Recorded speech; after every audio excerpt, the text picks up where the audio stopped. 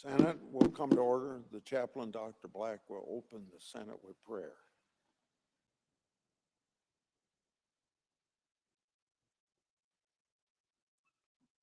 Let us pray.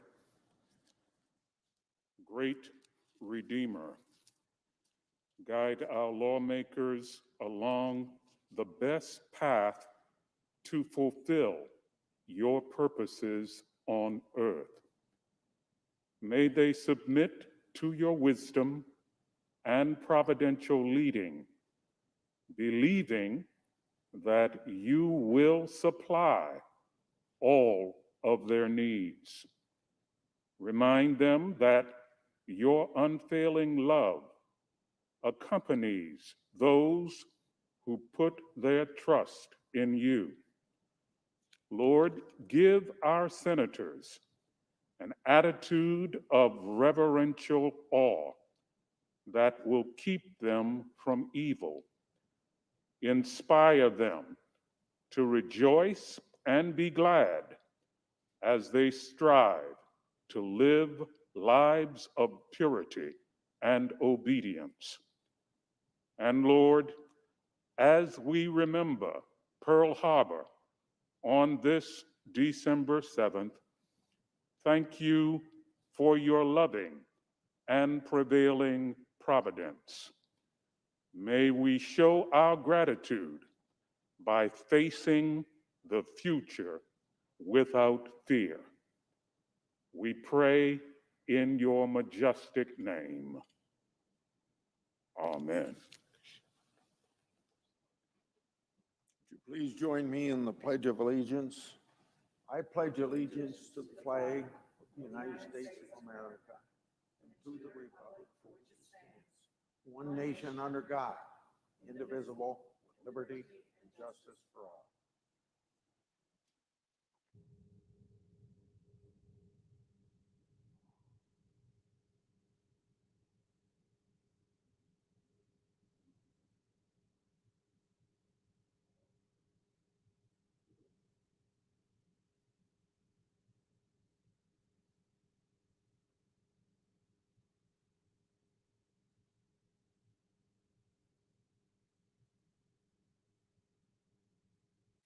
Mr. President, Senator from Iowa. 1 minute for morning business. Without objection.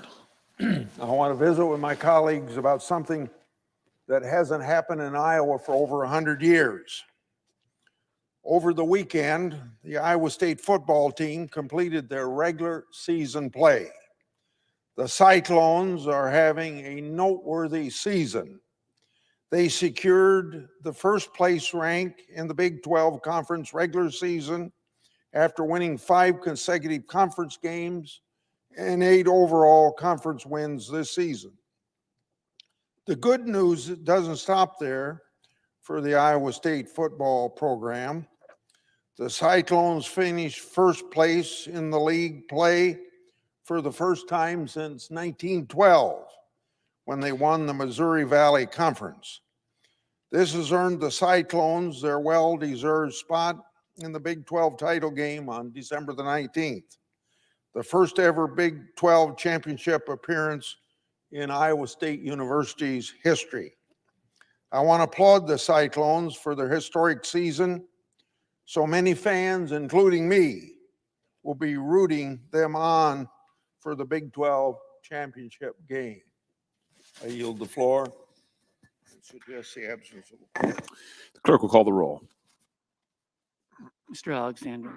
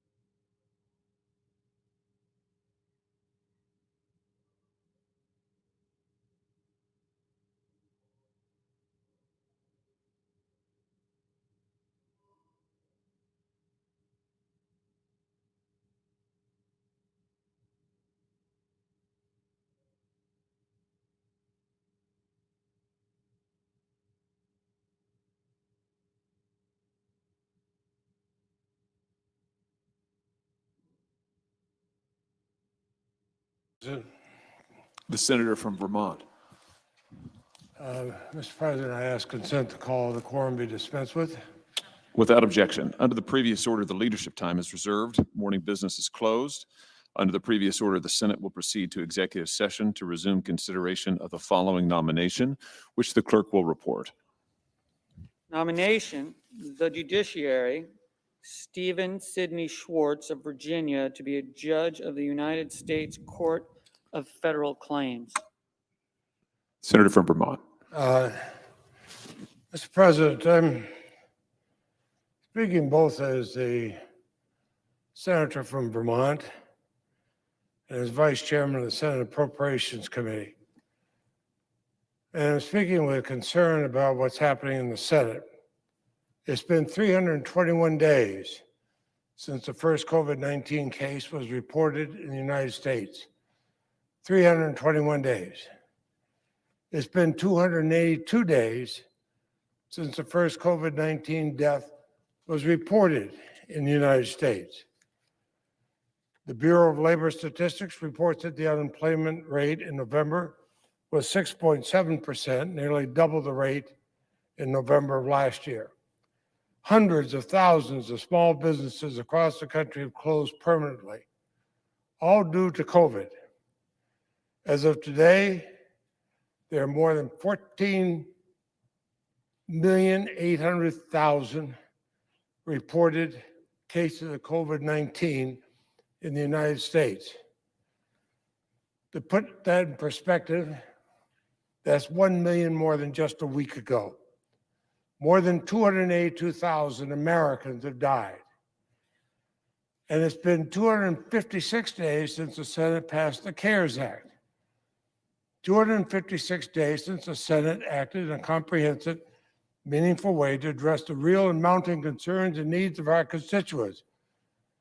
My state of Vermont is like everywhere else. Healthcare workers, caregivers, business owners, employees, teachers, and students, all in need of support in these difficult and uncertain times. We have families wrestling with heightened food insecurity. People who, for the first time in their lives, they can't feed their children, they can't feed themselves. They have the threat of eviction hanging over them. We have states that are strapped by budget shortfalls. They're forced to lay off thousands of employees, people who work so hard for the people of their state.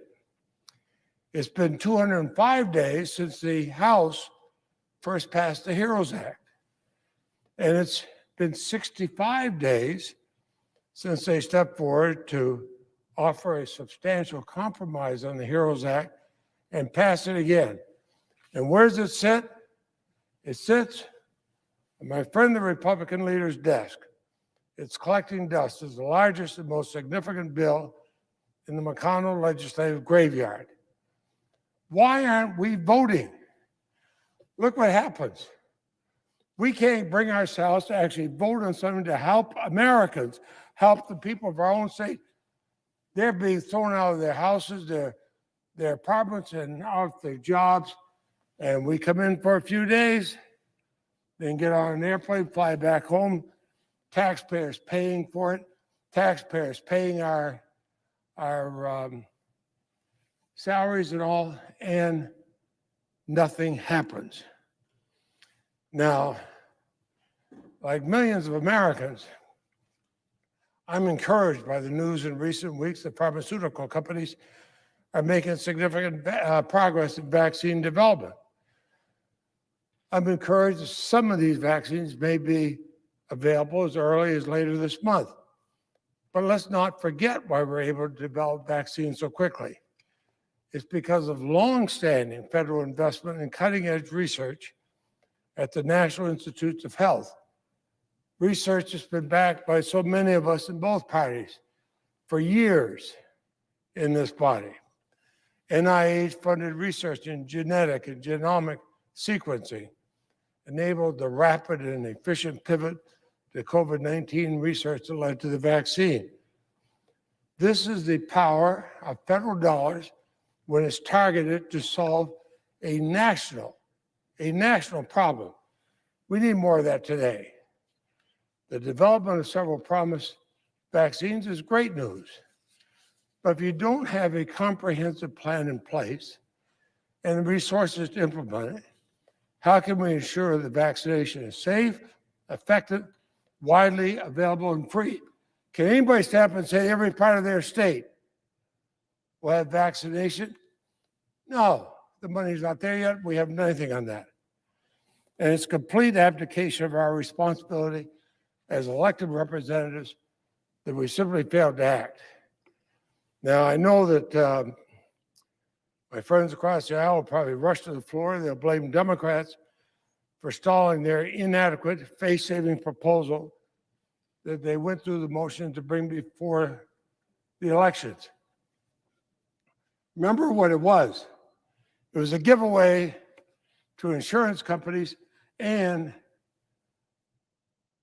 didn't even have the courage to allow amendments where people would actually have to vote up or down. It was easier to make a face-saving gesture knowing it would go anywhere. Sure, it made some investment in small businesses. It provided some employment relief, albeit at a significantly reduced level.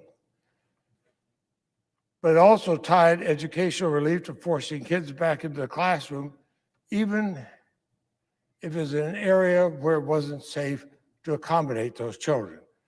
It failed to deliver on relief to state and local governments, which are continuing to try to provide essential services to their communities, as our government is in Vermont. It included nothing for low-income home energy assistance, LIHEAP, and it was snowing, and I know our state and a lot of other northern states this week. It had no funding for mental health service. Can you imagine? Can you imagine what's going on? No funding for mental health service. There was no funding for nutrition assistance. There wasn't a dime for NIH research. And it didn't have a plan, a vigorous plan or investment in vaccination production and distribution. It's one thing to say we have these super cold things on an airplane. Wonderful. When are you going to be able to bring it to our factories, our schools, our hospitals, our senior citizens, and actually vaccinate them? So, what was the legislation brought up here? It created a shield for corporate misconduct. And what it said that my friends, the Republicans, are more keen to shield corporate cronies than to work on behalf of the American people. That's a sham. It's a shame. Especially when they find at least one of those corporations they want to shield, they were betting on who would get COVID first. The managers were. Now, in my home state of Vermont, our governor, our state legislature, our mayors, our town leaders across the state have taken bold moves to slow the spread of COVID. Our governor is a Republican, I'm a Democrat. I praise him for what he did. I talked with him again today for the steps he's taken, difficult steps, hard steps, but steps to keep Vermonters safe. And these moves taken in my state of Vermont, they've resulted in lower instances of the virus than anywhere else in the country. But, as the governor said, and I've said, everybody else said, they've come with a cost. We've kept people safe, but not without a cost. Unemployment remains. Small businesses continue to struggle if they're even able to stay in existence. And that says nothing of the personal hardship families are facing across our small state. One elderly woman called my office. She expressed frustration with the president. She told my staff that she's only been able to visit her husband, who was in a medical rehab facility, a couple of times during this pandemic due to COVID restrictions. Now, that's not an anecdote. That's a personal tragedy. In Vermont, the state and local governments are worrying about how to clear the roads this winter if COVID hits the plow crews. Snow removal isn't a luxury in Vermont in the winter, it's a necessity. We sometimes have 7, 8, 9, 10 inches of snow overnight, but we expect our businesses and our schools to open that day. I don't know how many times at home on a snowy night, I'm awakened at 4:30 in the morning as I hear the snow plows going by on the road, and I know I can get to my office a couple hours later. And we've had nearly a foot of snow. My staff spoke with one Vermont mother, not unusual. She's raising a son with autism. With school systems strained to their limits, special education services have been sharply reduced. That's going to have a lasting impact on these students, both educationally and socially. And for those who are facing challenges like addiction, depression, or mental health issues, and that could be any one of our states, or simply down their luck before COVID hit earlier this year, access to vital resources, counseling, intervention has been made more complicated by COVID restrictions, often with tragic results. I heard of one Vermonter who passed away alone in a motel room in Rutland in October. Battling mental health issues, he had become homeless just as COVID struck earlier this year. And due to the risks of the virus, family and friends were unable to take him into their homes. This isn't just a story, it's a man's life. And there are so many more people out there facing the same struggles. We're seeing images of car lines and food banks stretching for miles. Unprecedented wave of food insecurity washing over our country. In our state, my state alone, 1 in every 4 Vermonters now food insecure. Before this pandemic is already an unacceptable 1 in 10. We're asking children to learn without providing the necessary resources to their teachers, their families, to pay rent without their jobs, and people to deal with their chronic illnesses while our hospitals are still stretched to capacity. All this while an unacceptable amount of people are unsure how they'll put food on the table to the end of the week in the wealthiest nation on earth. That's unconscionable. And I must say that the leadership across the aisle, they've got to bring up these bills. Stop stalling. You know, they say we only need a targeted approach, and they point to the stock market as proof.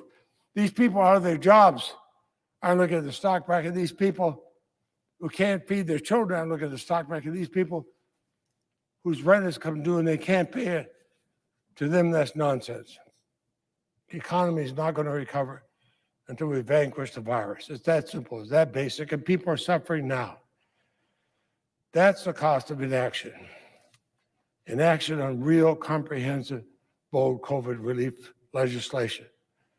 And so now, with our backs against the wall, with a funding deadline looming, we're racing to accomplish what should have been done months ago. Annual appropriations bills to keep our government running. We were ready on this side of the aisle to vote on those back in June. Have a couple of amendments up or down. Republicans in the majority, if they didn't like a Democratic amendment, they could vote it down. We could have done it back then. Now, deadline's this week, months later. We have to pass these bills before Congress adjourns this year, so there's no disruption in our government services during this difficult time in our country. That only exacerbate the growing problems facing many Americans today. But our annual appropriations bills are no substitute for the significant investment we need to confront this national and international emergency. We need a comprehensive COVID relief bill. It's time to get serious.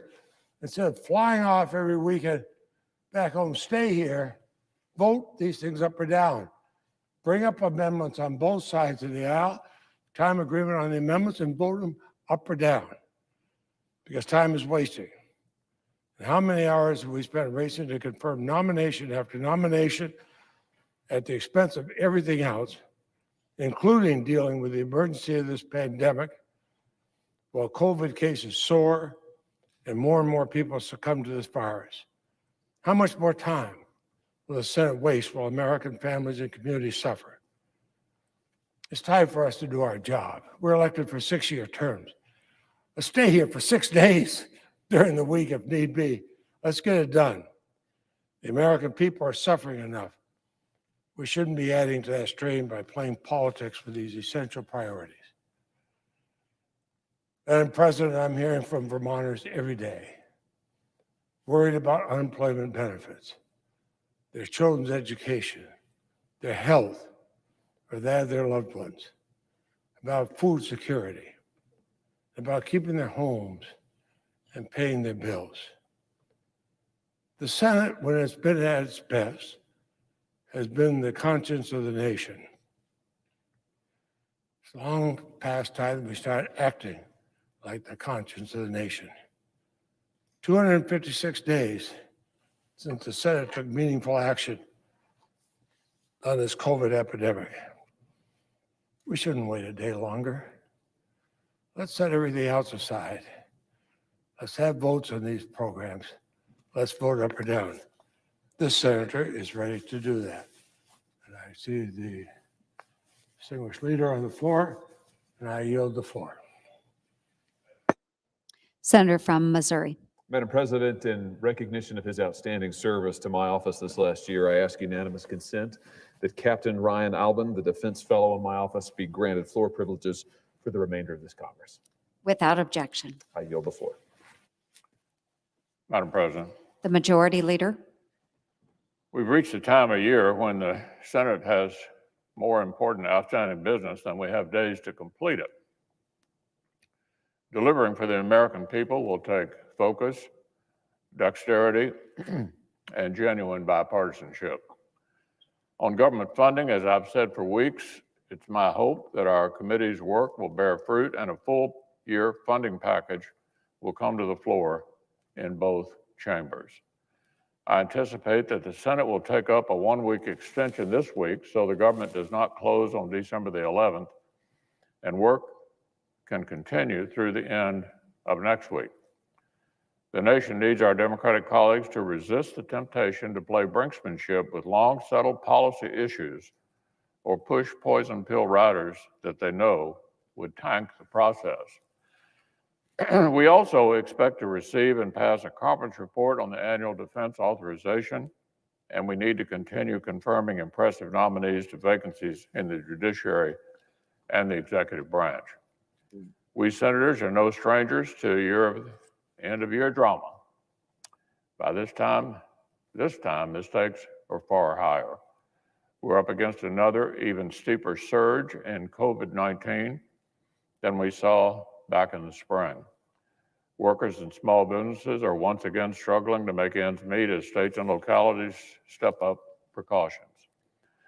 And while the latest news on vaccine trials suggests that victory over the virus may soon be within reach, our work in that area is far from complete. As one recent article put it, state and local officials plead for vaccine distribution funds. Our nation's historic sprint to victory through vaccines seems poised to succeed in record time, but the critical last step, getting hundreds of millions of doses out to American people, is still in front of us. So Congress cannot stay on the sidelines. Now, yesterday, our colleague from Illinois, the Democratic whip, gave an interview in which he named 3 examples of highly urgent matters that need to be addressed for our nation right now. This is the Democratic whip of the U.S. Senate. Here are the 3 things Senator Durbin mentioned as flashing red urgent priorities. The millions of people who are going to lose their unemployment insurance the day after Christmas, the businesses that are trying to decide whether or not they can continue, and the vaccine logistics to make sure that this vaccine is on the road and vaccinating people across America as quickly as possible. Those are the 3 things he mentioned. Those are the 3 urgent issues he named as examples. ending unemployment, extending unemployment insurance, helping small businesses, and funding vaccine distribution. Well, Madam President, I do not question the sincerity of our colleague, who I believe is engaged in these discussions in good faith. But these comments illustrate perfectly a point that Republicans have been making for weeks. For weeks. These three urgent issues are issues where there is almost total bipartisan consensus. No real disagreement whatsoever. In fact, the framework for a small targeted relief package that I put forward last week, something which Democrats quickly attacked, would have resolved all three of those subjects. All three of them. The targeted Republican framework extends unemployment insurance programs that will otherwise expire. It creates an entire second round of the Paycheck Protection Program for the hardest hit small businesses, and it lays the groundwork to distribute the vaccines that appear to be on the horizon. Check, check, check. Democratic whip is right to recognize these three subjects are especially urgent because they are especially urgent. That's why Republicans have been trying over and over to get them passed. That's why Republicans have been saying for months that Speaker Pelosi and the Democratic leaders should let Congress get outcomes in all the places where we already agree, rather than holding everything hostage over their most controversial partisan demands. But month after month after month, it is the Democratic leaders who have said that no relief whatsoever can pass, no consensus items can become law, unless multiple controversial areas where we don't agree are resolved to the Democrats' liking. That's why the Democratic leader had every single Senate Democrat vote to filibuster a targeted COVID-19 release package back in September and again in October. That bill would have taken care of small businesses, unemployment insurance, and vaccine distribution months ago. Months ago. Senate Democrats blocked it. Well, I think if the Senate Democratic leader would allow it, the three things that the Democratic whip mentioned just yesterday, small business aid, re-upping unemployment aid, and setting up vaccine distribution, would pass the Senate in a landslide. In a landslide.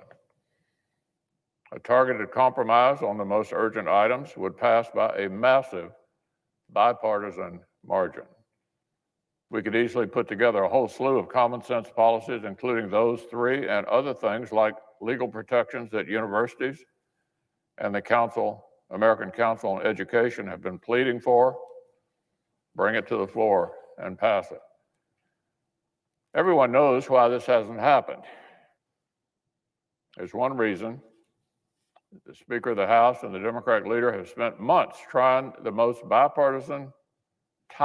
most bipartisan common sense policies to their most controversial requests and saying the country can't get the former unless it gets the latter. Their strategy has been all or nothing. And so struggling Americans have, of course, got nothing. Well, we're down to the wire, Madam President, down to the wire. The light at the end of the tunnel is in sight. Operation Warp Speed seems poised to deliver vaccines on an historic, almost miraculous timetable. We have seen some hopeful signs of engagement from our Democratic colleagues, but we have no reason to think the underlying disagreements about policy are going to evaporate overnight. Republicans and Democrats do not need to resolve every one of our differences to get badly needed relief out the door. We just need both sides to finally do what members of Congress do when they're serious about wanting an outcome. Drop the all or nothing tactics, drop the hostage taking, and make law. in the many places where we have common ground. That's what the country is counting on. That's how we can do right by the American people before Christmas. So let's get it done.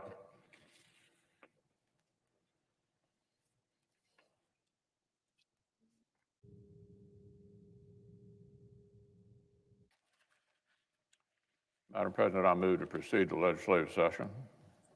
Question is on the motion. All in favor, say aye. Aye. All opposed, no. The ayes appear to have it. The ayes do have it.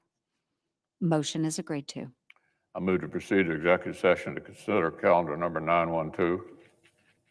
The question is on the motion. All in favor, say aye. Aye. All opposed, no. The ayes appear to have it. The ayes do have it. The motion is agreed to. The clerk will report the nomination. Nomination, Federal Election Commission, Alan Dickerson of the District of Columbia to be a member. I send a cloture motion to the desk. The clerk will report.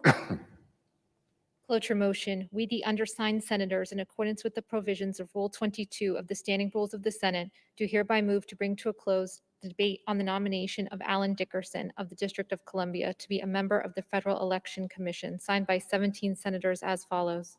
I ask the reading of the names be waived. Without objection. I move to proceed to legislative session. The question is on the motion. All in favor, say aye. Aye. All opposed, no. The ayes appear to have it. The ayes do have it. The motion is agreed to. I move to proceed to executive session to consider calendar 913.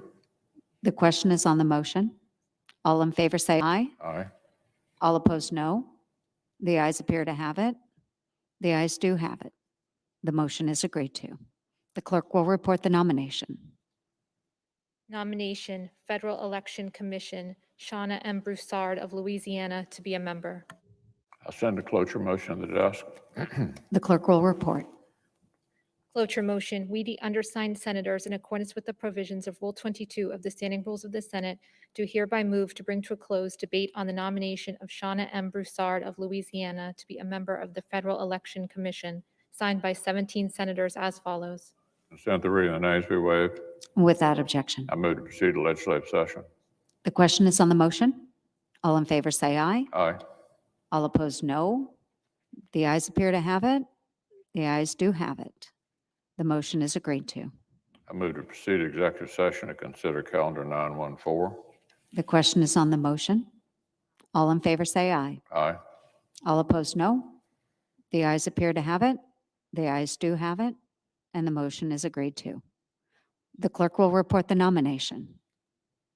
Nomination, Federal Election Commission, Sean J. Cooksey of Missouri to be a member. I send a cloture motion to the desk. The clerk will report. Cloture motion, we, the undersigned senators, in accordance with the provisions of Rule 22 of the Standing Rules of the Senate, do hereby move to bring to a close debate on the nomination of Sean J. Cooksey of Missouri to be a member of the Federal Election Commission, signed by 17 senators as follows. I ask consent the reading of the names be waived. Without objection. I ask unanimous consent the Senate resume consideration of the Schwartz nomination. Without objection. I suggest the items before him. The clerk will call the roll. Mr. Alexander.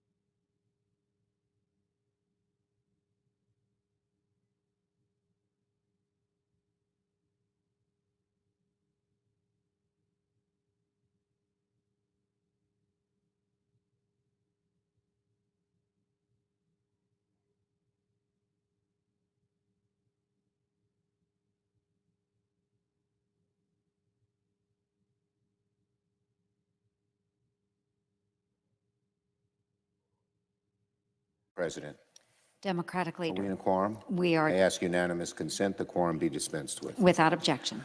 Now, Madam President, last night we received the sad news that a former colleague of ours, one of our finest, Paul Sarbanes, has passed away. While our time in the Senate only overlapped for one term, Senator Sarbanes made a deep impression. Known as the stealth senator, he was low-key but extremely effective, a leader on a wide-ranging group of issues from environmental stewardship to consumer privacy to anything having to do with his home state of Maryland. He was very soft-spoken, but he had determination like iron and worked and worked and worked on issue after issue till he achieved his goals. We mourn the passing of this beloved former colleague and this consummate senator. Now on COVID. Everyone knows we're entering the worst stretch of the COVID-19 pandemic. As the winter months force more Americans indoors, infections are up, hospitalizations are up, and the number of Americans dying from COVID is steadily and tragically increasing. The economic fallout from the latest wave of the virus will also be a huge challenge. According to one study, nearly 12 million renters will owe an average of nearly $6,000 in back rents and utilities in January. Even the conservative U.S. Chamber of Commerce is sounding the alarm about a double-dip recession if Congress does not pass another round of emergency federal relief before the end of the year.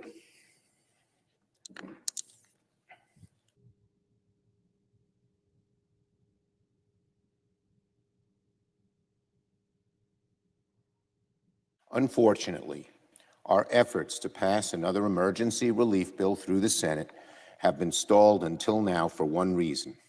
The Republican leader has refused to compromise. Again today, we heard the same old song from the Republican leader. His position has not budged since March. First, he put the Senate on pause while the spread of the virus got worse and worse. Then, after pressure mounted, the Republican leader finally decided to put forward a series of bills that compromised only the things that the Republicans want. While the nation has been clamoring for a bipartisan solution, the Senate, under the leadership of the Republican leader, has only been allowed to vote on partisan Republican proposals, each of which has been sorely inadequate, and each of which has contained poison pills designed to ensure the bill's failure. The Republican leader never mentions those poison pills in his speeches to this chamber, where he excoriates Democrats for refusing to pass, quote, bipartisan legislation that everyone agrees on.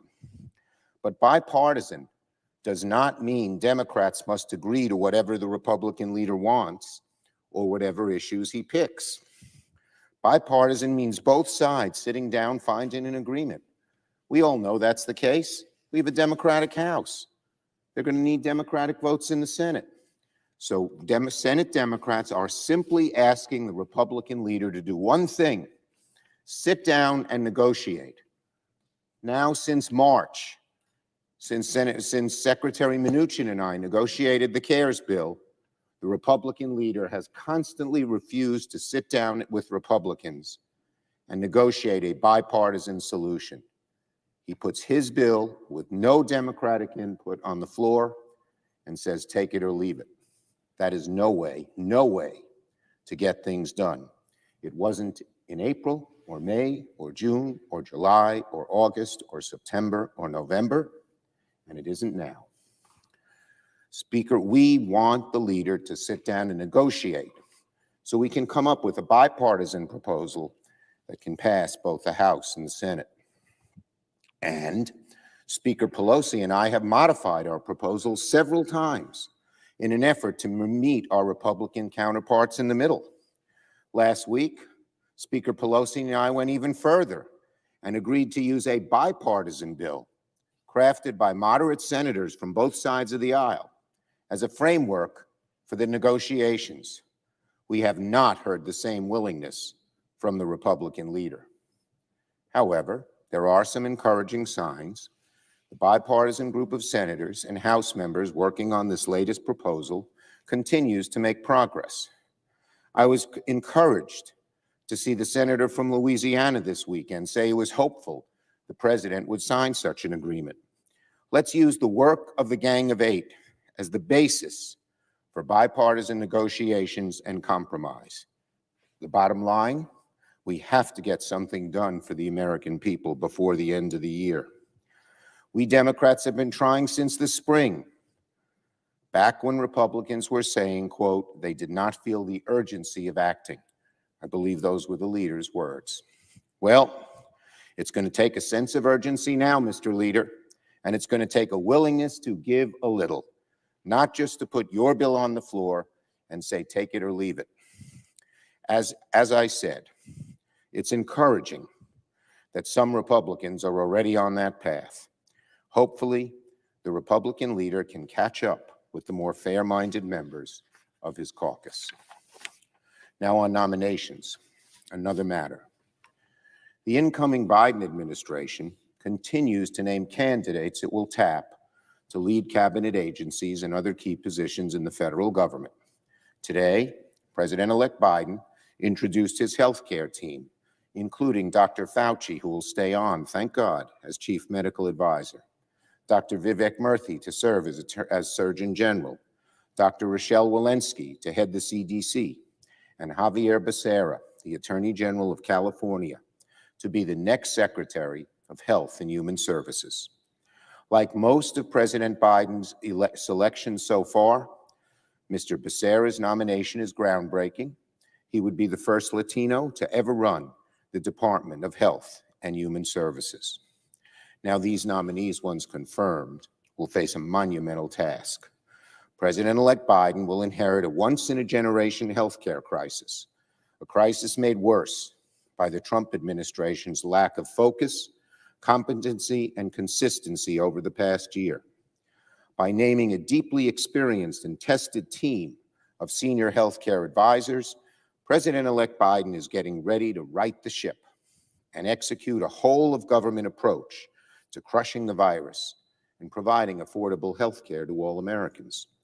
As safe and effective vaccines become available over the next year, President-elect Biden's team will also have to work with states and healthcare providers to get Americans vaccinated. To state the obvious, healthcare is going to be the #1 challenge when the new administration takes office. We're in the middle of a once-in-a-century public health crisis.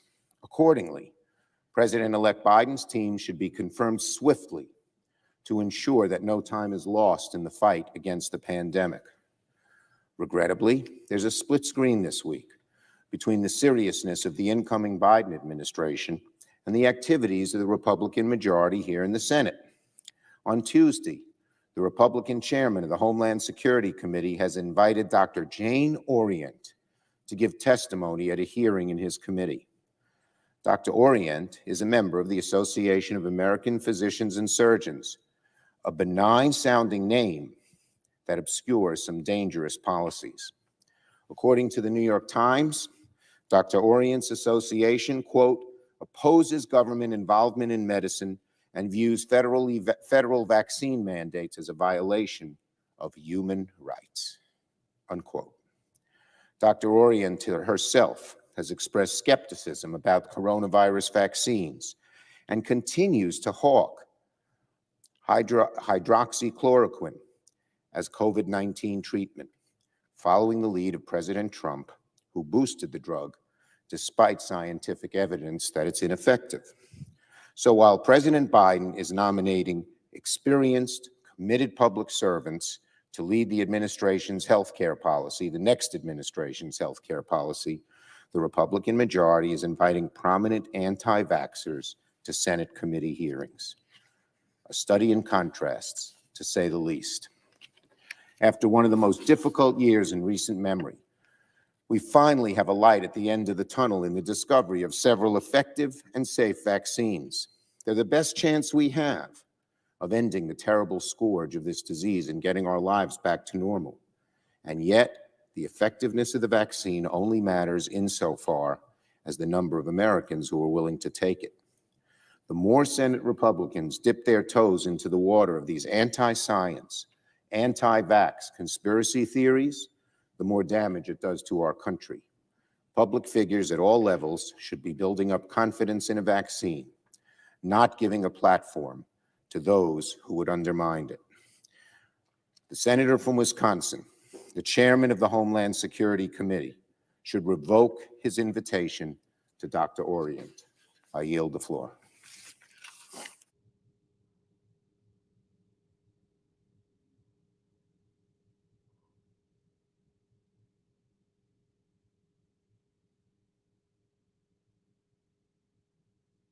Madam President. Senator from Texas. Madam President, I came to the floor to talk about some other things, but I just want to say in response to our friend, the Democratic leader, it sounds to me that he's got a case of do as I say, not as I do when it comes to COVID-19 relief bills. If my memory serves me correctly, he has led the effort to block the Senate's consideration of 5 different COVID-19 relief bills.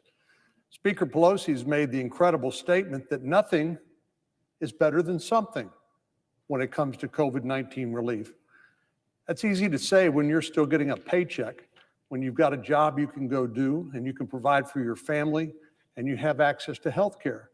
But for the millions of Americans who suffered through this pandemic, those are words that sound a lot like Marie Antoinette. Let them eat cake. I mention this because I've been around this place long enough to know that unless you tell people the whole story, too often they believe the talking points and the half story, the incomplete story, like we heard from the Democratic leader. It is shameful that after passing 4 separate COVID-19 relief bills, including the CARES Act through the end of March, on virtually unanimous basis, that Speaker Pelosi chose to pass a partisan bill out of the House, the HEROES bill, for another $3 trillion, including things like tax breaks for millionaires and billionaires in New York and San Francisco, unrelated to the COVID-19 relief bill that we needed. So I applaud the group of bipartisan senators who've been working now after the election to try to come up with the relief rather than kicking this can down the road and leaving people in the lurch during the Christmas holiday season. And then when it comes to the vaccine, I have no doubt that the incoming administration is going to claim complete credit for producing a vaccine and getting this virus in the rearview mirror. I understand why they would be tempted to do so, but it is because of the bipartisan action that Congress has taken with this administration through Operation Warp Speed that we've seen our world-class scientists come up with safe and effective, I hope, soon to be certified vaccines by the Food and Drug Administration, and people can begin to start getting vaccinated by the middle of this month. That is a modern day miracle. We should all be proud of it, but it should not be part of a partisan campaign now after we've had an election on November the 3rd. I wish our friends would get out of the campaign mode and get into the governing mode. We got important work we need to do here. And part of that, Madam President, is the Jenna Quinn Law. This bipartisan piece of legislation that I introduced with Senator Hassan over a year and a half ago to help identify and stop child sexual abuse in communities across our country has passed the Senate unanimously, but stuck in the House of Representatives. Nationwide, there are more than 42,000 survivors of child sexual abuse, adults now. 42 million adult survivors of child sexual abuse. Sadly, these victims often stay silent for days, months, years, even a lifetime. As a result, they and countless other victims continue to be abused. We need to stop this cycle as quickly as possible, and that's why the Jenna Quinn Law is so important. It's modeled after a 2009 Texas law, which requires teachers and caregivers and other adults who work with children receive training on how to identify and report child sexual abuse. After the Texas law passed in 2009, one study found educators reported child sexual abuse at a rate almost 4 times greater after the training than they got during their pre-training career. Jenna Quinn herself tells the story of her own mother saying, "If I'd just known you were showing all the classic symptoms of a victim of child sexual abuse, I would have intervened sooner." Well, the 2009 Texas law was one of the first to mandate this training, and now more than half of all the states have adopted a form of Jenna's law. So you may ask, why do we need to pass a federal law? Well, the states don't have the funding for the training, and that's what the Jenna Quinn law provides. It allows the current Department of Health and Human Services grant funds to be used for this specialized training. This bill has received the support of every member of the Senate Help Committee, Republicans and Democrats, not surprisingly, and it's passed the Senate unanimously. But it's been months and we're still waiting for the House of Representatives to act. Just last week, House Democrats under Speaker Pelosi did find time to act on a bill to decriminalize marijuana, on a bill to deal with large cats, the Tiger King bill. But did they have time to provide assistance to small businesses? Did they find time to pass bipartisan COVID-19 relief? Did they find time to pass the Jenna Quinn law, which I'm sure if put on their suspension calendar would pass very quickly and go to the president for his signature? In a move that defies common sense, the chairman of the Education and Labor Committee in the House, Congressman Bobby Scott, is blocking the Jenna Quinn law. He voted to decriminalize marijuana.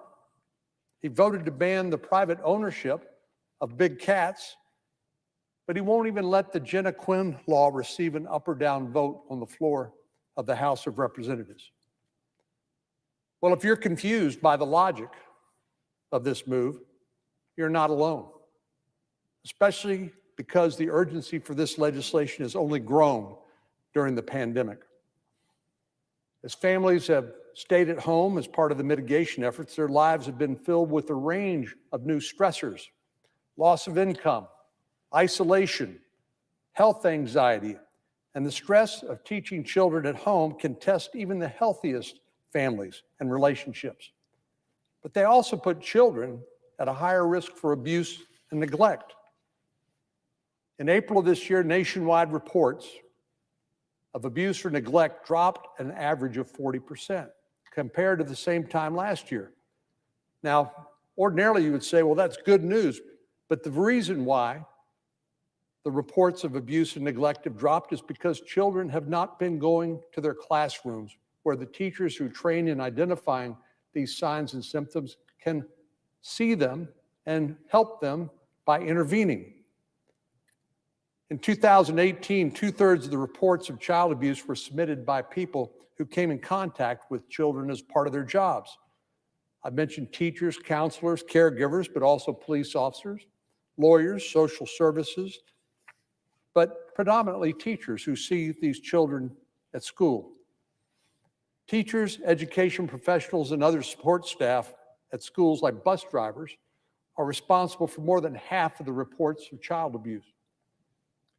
But as I said, with children home during the pandemic, out of sight from their teachers and other adults they would otherwise see on a routine basis, abuse is becoming more difficult to identify and report.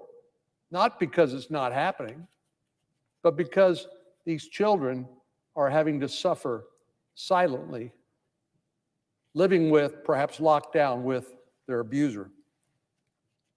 As the stresses of the pandemic and the lack of reporting take a violent toll on our children across the country, it is time for action. Not excuses, not decriminalizing marijuana, not a Tiger King bill, but passing legislation that will actually make their lives better, give them some hope. Not action at some time in the future, but now. And there's one person in the House of Representatives that's holding that up right now, and that's Chairman Scott. Children are suffering every day, Madam President. They're not worried about politics or whether Chairman Scott has the leverage he needs to advance a larger partisan bill later on next year. These victims are worried about their own safety. They're worried about how long, how much longer will it be till some adult identifies my abuse and gets me out of this abusive relationship, gets me out of a living nightmare. Well, the sort of mindless obstruction we're seeing from Chairman Scott in the House exemplifies everything people loathe about Congress. Holding up a bill to prevent child sexual abuse as a means to gain political leverage for a bigger partisan bill. It's just shameful. Let's call it what it is, shameful. It's time for Chairman Scott to stop blocking the Jenna Quinn law so we can provide the life-saving training to the men and women most likely to stop the cycle of child sexual abuse. And finally, Madam President, last week here on the Senate floor, I spoke briefly about our retiring colleague, Senator Mike Enzi from Wyoming, and some wisdom he imparted to me shortly after I arrived in the Senate. Something he calls the 80-20 rule. As our friend from Wyoming told me, you're never going to agree or disagree with somebody 100% of the time, but that doesn't mean you can't get important work done. So instead of just focusing on the 20% you can't agree on, look at the 80% you can agree on. I hope all of our colleagues will remember this formula for success in the coming days as we work to deliver another round of coronavirus relief for the American people. It's clear we're never going to agree 100% of the time on what that bill should look like, but I bet we can agree on 80%, and we ought to get that 80% done. We all believe that additional funding for our schools is necessary to keep our students and teachers healthy and kids on track for a good education. That American workers who had the rug pulled out from under them earlier this year deserve additional support. That a second round of job-saving Paycheck Protection Program funds would help even more workers and small businesses. And that another investment in vaccine distribution is essential to bringing this pandemic to an end. Last week, Leader McConnell announced progress in the negotiations to pass another bill by the end of the year. He's spoken with the president's team and the speaker, and there are hopeful signs. There appears to be a path forward on this legislation that could clear both chambers and receive the signature of the president. And I hope we will follow that path to a constructive conclusion. As I said last week, the best Christmas present we could give the American people would be to work together in a bipartisan way to provide that relief. We need an outcome. And to get there, it's going to take compromise. It's going to take the 80-20 rule. This process requires input and agreement from our colleagues in the Senate, the House, and the White House, as does all legislation. But my constituents, and I dare say all Americans, are fed up with the dysfunction they see and the partisanship that is for no real purpose that has delayed this COVID-19 relief bill for months. It's time to reach an agreement and deliver yet another round of coronavirus relief for the American people.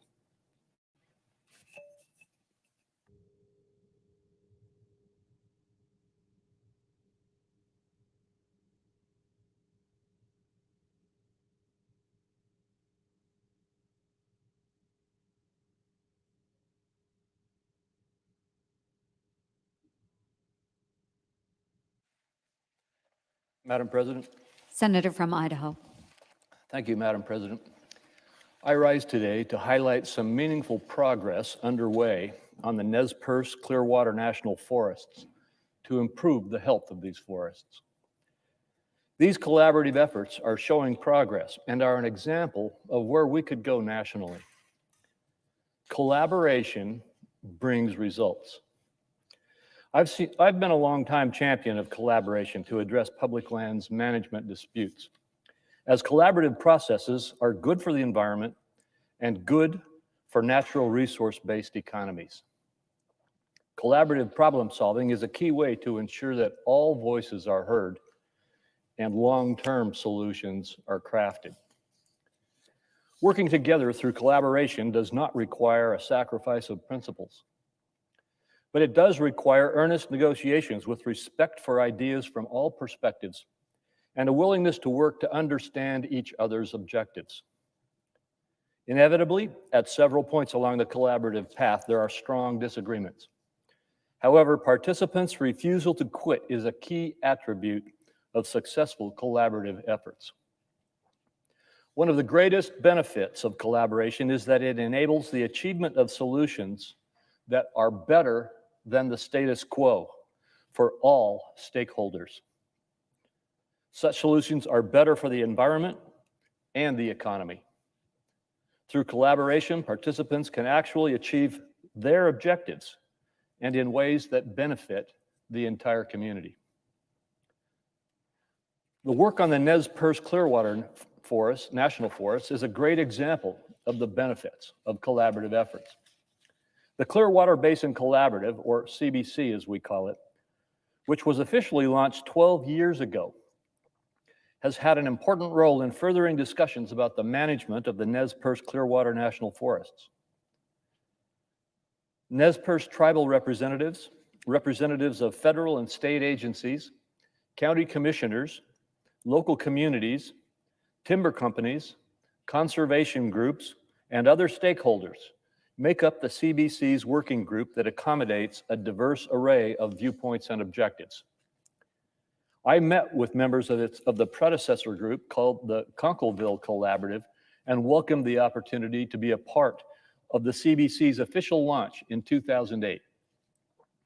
I tracked the group's progress through dedicating a member of my staff to being a part of its discussions, focused on resolving long-standing concerns and achieving land management decisions and fostering communication among different interest groups.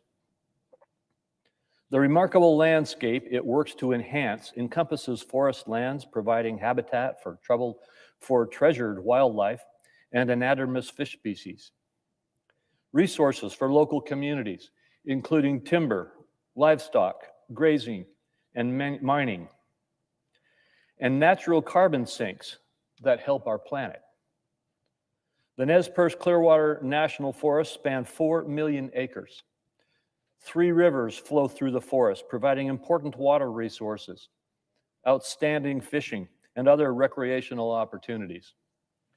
It is truly a remarkable place. And the group's work is far from easy, as there is a lot at stake. The good news is that we're hearing reports of remarkable achievements being made on the forests. The Nez Perce Clearwater National Forests have received 3 significant recognitions this year alone that highlight cooperative restoration work. A Regional Foresters Award for fostering partnership and volunteerism, a Chiefs Award for delivering benefits to the public, and an Undersecretary's Award for customer service for Forests Historic Routes projects. Through the Historic Routes projects, the Nez Perce Clearwater National Forest dedicated approximately $1 million of retained receipt from stewardship contracts to improve water quality through historically sensitive maintenance along 3 historic roadways, the Lolo Motorway, the Elk City Wagon Road, and the Magruder Road, that attract visitors from all over the country. Project leaders, recognizing the importance of these routes to the local economy and historical significance, have partnered with local groups and the University of Idaho to include digital interpretation that is accessible even in locations without internet service. The project has also been supported through the Secure Rural Schools Resource Advisory Committee to assist with the maintenance. Stewardship contracts have also been used on the Nez Perce Clearwater Forest to enable the Forest Service to accomplish vegetation and watershed restoration. By leveraging this program with other partnerships and funding sources, the forests are able to have a truly integrated restoration program. Stewardship contracts have enabled fuels and weed treatment, watershed protection and restoration, road maintenance, and enhancements such as the removal of wire fencing to help wildlife. A total of 536 miles of streams have been restored on the Nez Perce Clearwater National Forest, resulting in the forest being ranked 4th nationwide in miles of streams restored. The forests have a strong partnership with the Nez Perce tribe, which contributes greatly to its watershed restoration accomplishments. At the same time, priorities of much-needed restoration of landscapes, including water quality improvements, are also providing a supply of raw materials to our local mills. In fact, the forests are the 5th in the nation in providing wood products for purchase. More work is underway to address significant challenges, but this is the direction we need to continue to go in delivering long-term results. I commend all those involved in this effort for their hard and exemplary work improving our treasured landscapes. Also, a Good Neighbor Authority program coordinated by the Nez Perce Clearwater National Forest and the Idaho Department of Lands was recognized with the 2017 Regional Forester Awards. Through the program, forest management has supported fuels reduction and watershed restoration. Further, the Nez Perce Clearwater National Forest recently signed a Good Neighbor Authority agreement with the Idaho Department of Fish and Game.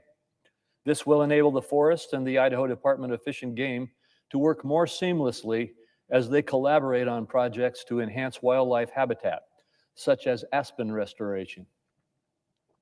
Statewide, the Idaho Department of Lands reports the agency is utilizing Good Neighbor Authority to partner with national forests in Idaho to expedite projects focused on fuels reduction, forest health improvements, and watershed health. According to an IDL summary from January of this year, the program has enabled the treatment of 4,800 acres through 50 service contracts at a total value of over $3 million to the private sector to treat weed infestation, reduce fuels, complete road repairs, and support project planning and monitoring. Other collaborative efforts have laid strong groundwork or follow in the footsteps of collaborative work such as this. In Idaho, we have succeeded with public lands projects such as the Owyhee Initiative and are hard at work in others such as the Kootenai Valley Resource Initiative, the Payette Forest Coalition, the Boise Forest Coalition, and others, including our governor's Shared Stewardship Task Force.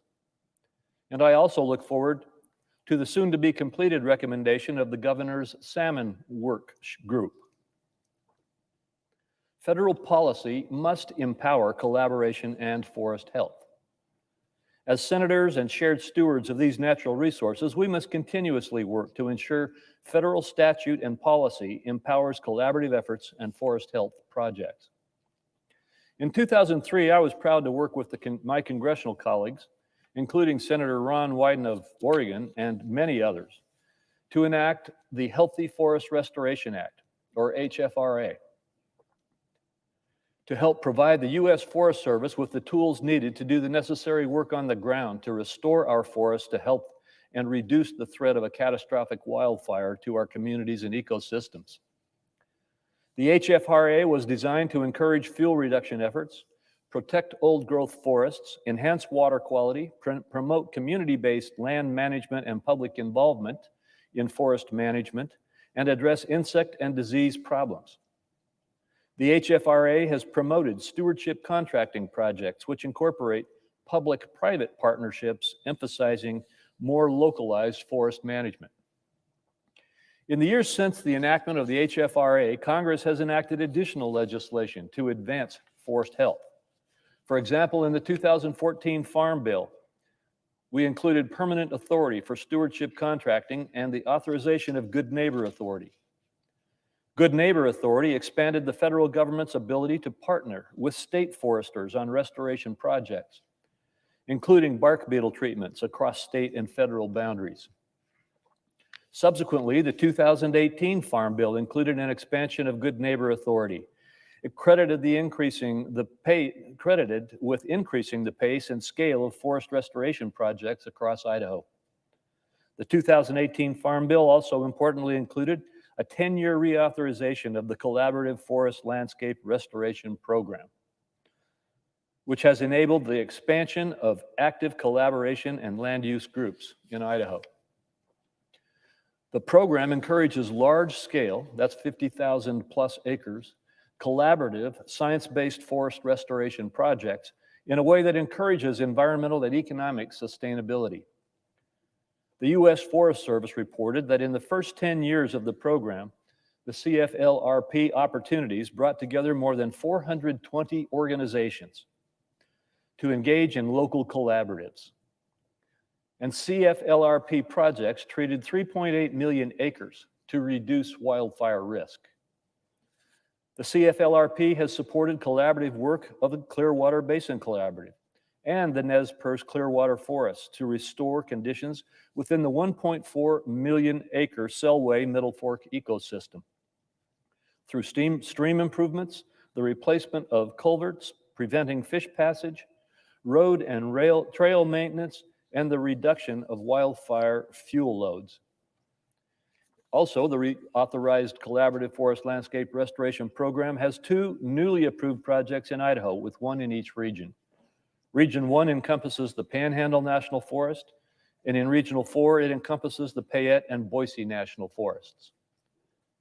And we can't let up in making progress on wildfires. The severely smoke-clogged skies this fire season made the impacts of the fires that have decimated wild lands and communities for years nearly unescapable. As we think about the lives and livelihood lost to wildfires, we must continue to work to enact bipartisan forest management reform to build on the progress made in recent years to ensure federal land agencies have the tools they need to protect communities from deadly wildfires by improving the health of our forests.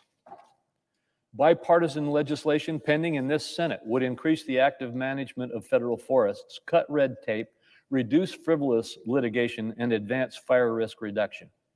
Senators Steve Daines of Montana and Dianne Feinstein of California worked across party lines for months to negotiate the details of the bipartisan Emergency Wildfire and Public Safety Act.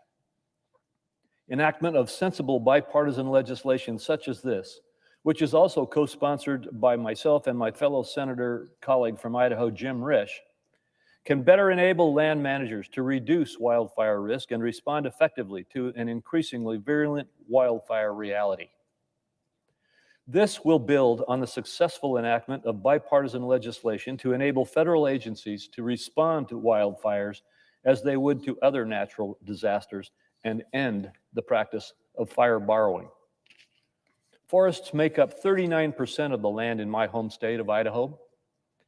They are key to air and water quality and sustain wildlife habitat and recreational opportunities. They support communities through wood and paper product jobs and recreation dollars. They are the backdrop and the means for unparalleled quality of life. Their vitality hinges on their effective management. I'm encouraged by the achievements on the Nez Perce Clearwater National Forests, and I urge continued collaborative efforts to address often contentious but necessary natural resource challenges and the enactment of federal law that bolsters these collaborative efforts for the betterment of all of our communities. Thank you, Madam President, and I yield the floor.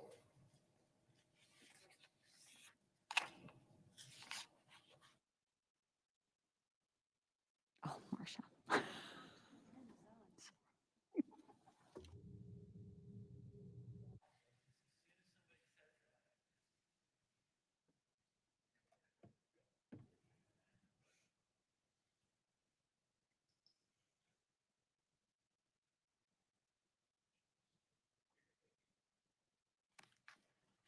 Madam President.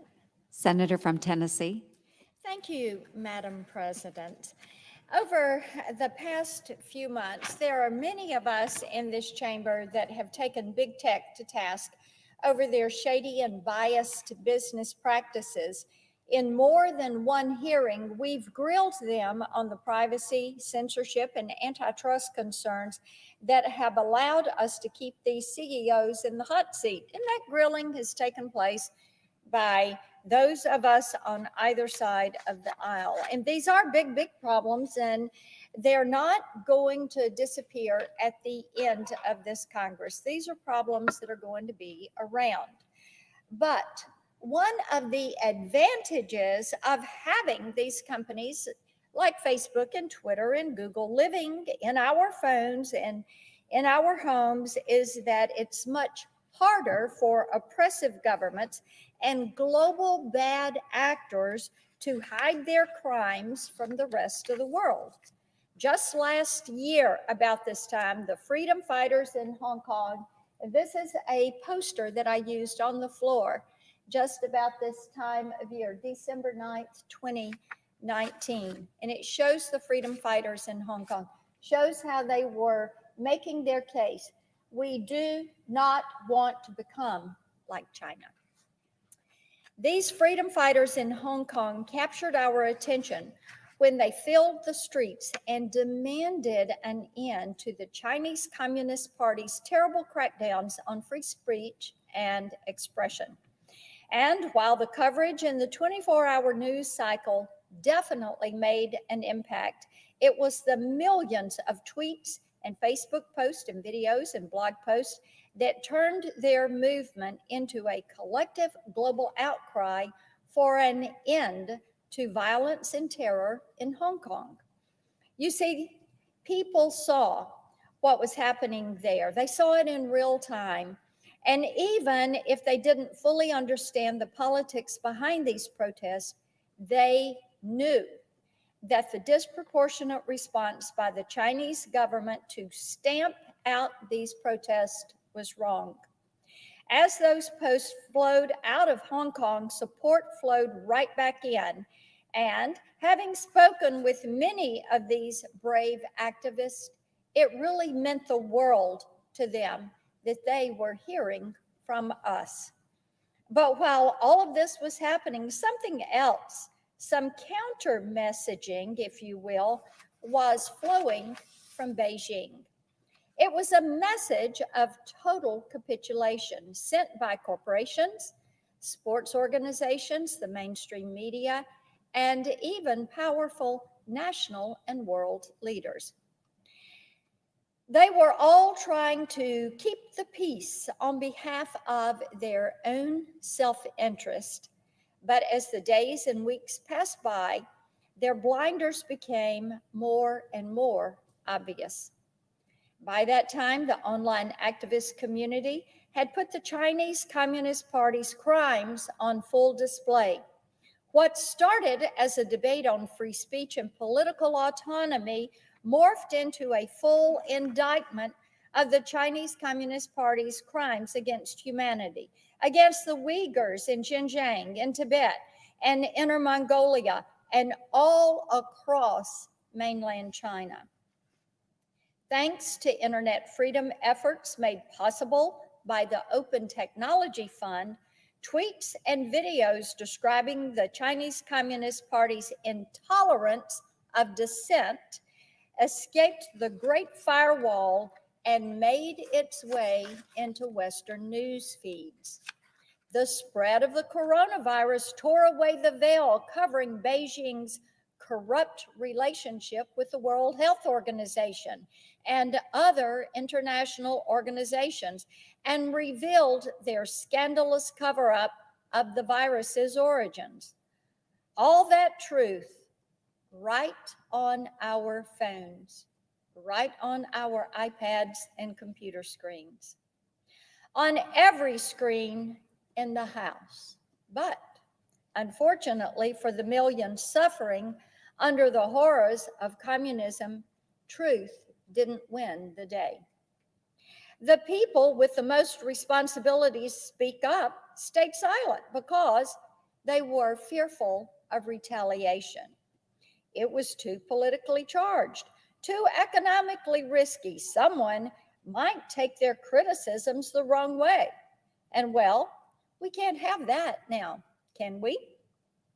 I know from personal experience what it's like to have the Chinese Communist Party and their allies retaliate against you. Once you speak up, you're going to get it from all sides. Just last week, a member of the Chinese state media, so for all intents and purposes, I would suggest this is a propaganda minister for the Chinese Communist Party. Well, he decided that he had had enough of what we're doing here in Washington to expose Chinese aggression and fired off a series of vile, sexist tweets while conspicuously avoiding the issue at hand. Sounds fairly familiar.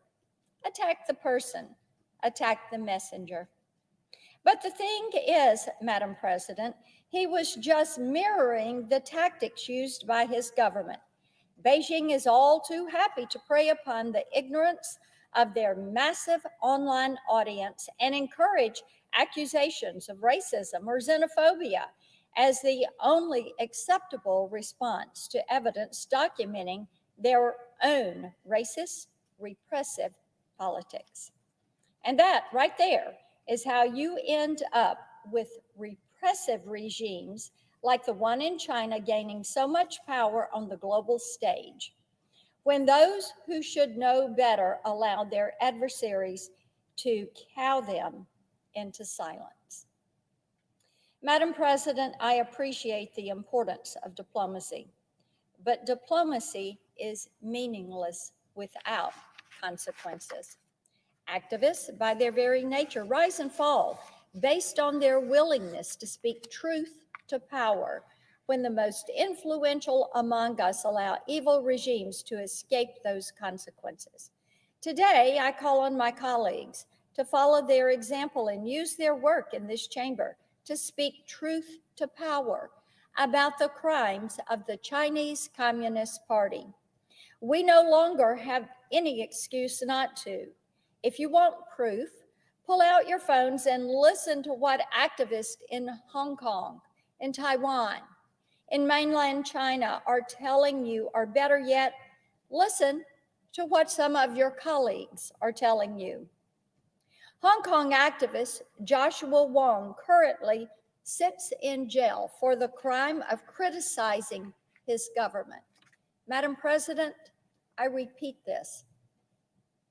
Hong Kong activist, a young freedom fighter, Joshua Wong, is in jail because he criticized the Chinese Communist Party. He criticized his government. His sentencing barely managed a blip on the radar here. Another Hong Kong activist, Jimmy Lai, was denied bail during his own prosecution specifically because his online newspaper revealed the truths of the Chinese Communist Party's chokehold on their own people. The CCP cut off access to his corporate accounts and those of his employees. So much for Hong Kong's free press. Jimmy Lai and Joshua Wong live in Hong Kong. In June, the Senate passed a resolution condemning the CCP's repression of speech and expression in Hong Kong. These protests are still happening. Authoritarian crackdowns are still happening. We must keep speaking about this. In Xinjiang, CCP forces are systematically targeting and eliminating the Uyghur Muslim population through mass surveillance, population control, and incarceration in internment camps. Yes, you heard me, internment camps. It should make your skin crawl to hear that today in 2020, this is happening. Last month, I joined my colleagues, Senator Cornyn and Senator Menendez, in supporting a bipartisan resolution to finally recognize that the Chinese government is doing in Xinjiang constitutes a genocide. If you're looking for a reason to start speaking out, I can't think of a better way to get started. Speak up on that. Support this resolution, which would not only urge the White House to take action against Beijing, but also urge national governments and organizations to get their heads out of the sand and tear away piece by piece China's disastrous influence over the global political economy, which is highlighted by the success of the Communist Party's Belt and Road Initiative. I will add, Madam President, I was thrilled today with Secretary Pompeo's tweet regarding that he is once again re-upping the countries of concern under the International Religious Freedom Act of 1998. China is on this list, as well they should be, as they continue to infringe on religious liberty. And they do engage in systematic, ongoing, egregious religious freedom violations. They're doing it every day, and the world is watching. I tell you, I could monopolize this floor for the next week and lay out every opportunity we have to stand up for the cause of freedom and speak truth to power about the crimes of the Chinese Communist Party. Here is a white paper that I unveiled earlier this year, and there are over 100 specific paths toward how we as a nation unravel the relationship that we have right now with China. The paper is only 52 pages long. It's a short version, and I would encourage one and all to take a look at it and to think about how it is that we got to this point where an influential government active in many major international bodies, including as of next year, China will be in the UN Human Rights Council. How can this government perpetrate a genocide against minorities and get away with it because of the appalling cowardice of those who bear witness and choose to do nothing? I yield the floor. And note the absence of a quorum. The clerk will call the roll. Mr. Alexander.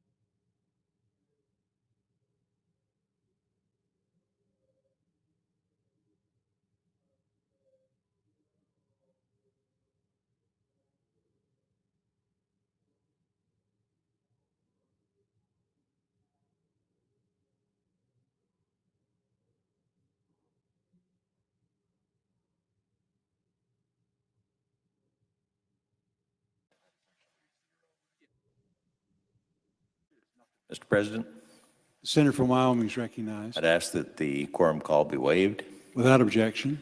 and I'd ask unanimous consent that the mandatory quorum also be waived. Without objection. I'd ask unanimous consent to start the vote now. Without objection. The clerk will report the motion to invoke cloture. By unanimous consent, Cloture motion, we, the undersigned senators, in accordance with the provisions of Rule 22 of the Standing Rules of the Senate, do hereby move to bring to a close debate on the nomination of Stephen Sidney Schwartz of Virginia to be a judge of the United States Court of Federal Claims, signed by 17 senators. thank you. By unanimous consent, the mandatory quorum call has been waived. The question is the sense of the Senate that debate on the nomination of Stephen Sidney Schwartz of Virginia to be a judge of the United States Court of Federal Claims shall be brought to a close. The yeas and nays are mandatory under the rule. The clerk will call the roll. Mr. Alexander, Ms. Baldwin, Mr. Barrasso, Mr. Bennett, Mrs. Blackburn, Mr. Blumenthal, Mr. Blunt, Mr. Booker, Mr. Bozeman.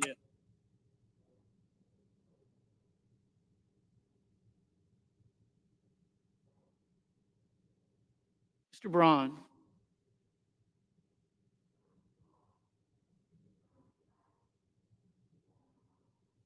Mr. Brown.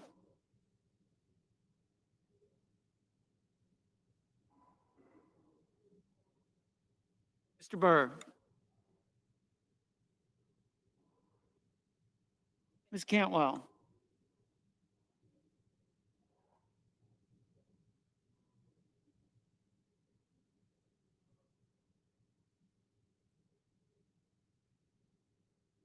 Mrs. Capito.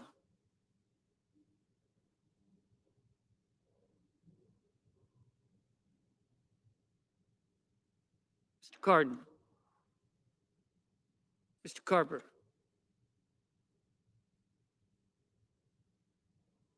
Mr. Casey.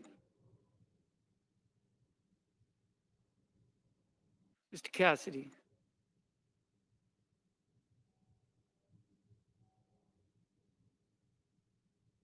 Ms. Collins.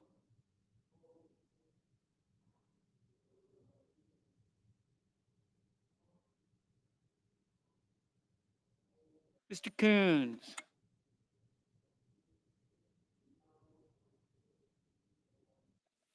Mr. Cornyn. Ms. Cortez Masto. Mr. Cotton. Mr. Kramer. Mr. Crapo. Mr. Cruz. Mr. Daines. Ms. Duckworth. Mr. Durbin. Mr. Enzi. Ms. Ernst.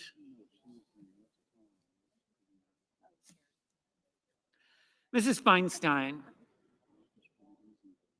Mrs. Fisher. Mr. Gardner. Mrs. Gillibrand. Mr. Graham. Mr. Grassley. Ms. Harris.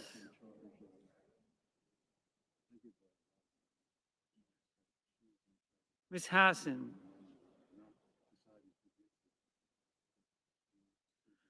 Mr. Hawley.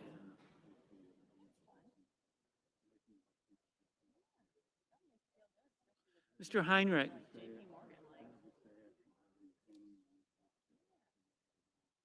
Mr. Rono.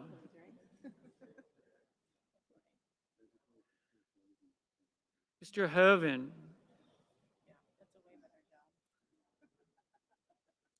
Mrs. Hyde-Smith. Mr. Inhofe. Mr. Johnson. Mr. Jones. Mr. Kane.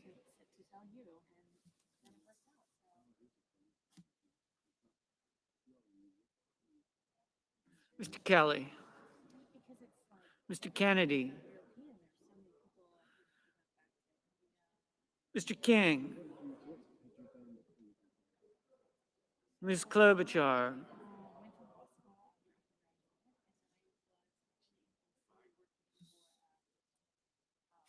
Mr. Langford. Mr. Leahy.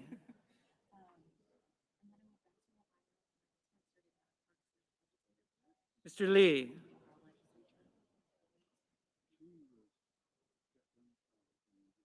Mrs. Leffler. Mr. Manchin. Mr. Markey.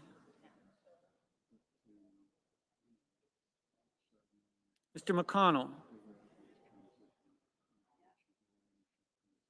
Mr. Menendez. Mr. Merkley. Mr. Moran.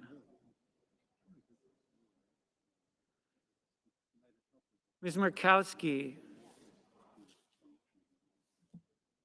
Mr. Murphy. Mrs. Murray. Mr. Paul. Mr. Perdue.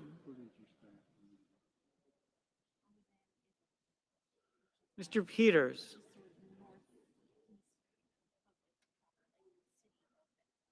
Mr. Portman.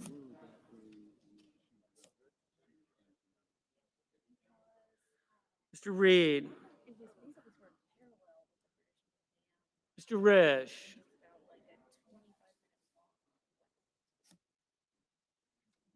Mr. Roberts.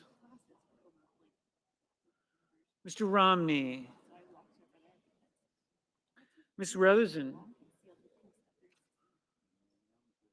Mr. Rounds. Mr. Rubio. Mr. Sanders. Mr. Sass.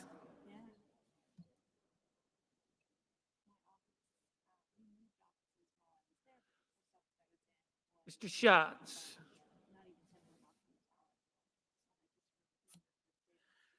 Mr. Schumer. Mr. Scott of Florida. Mr. Scott of South Carolina. Mrs. Shaheen.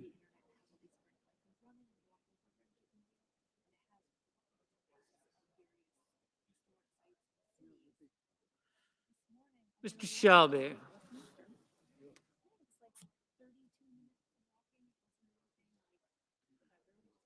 Ms. Sinema. Ms. Smith. Ms. Stabenow. Mr. Sullivan. Mr. Tester. Mr. Thune. Mr. Tillis.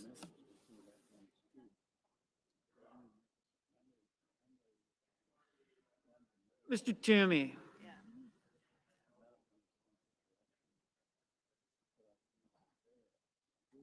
Mr. Udall.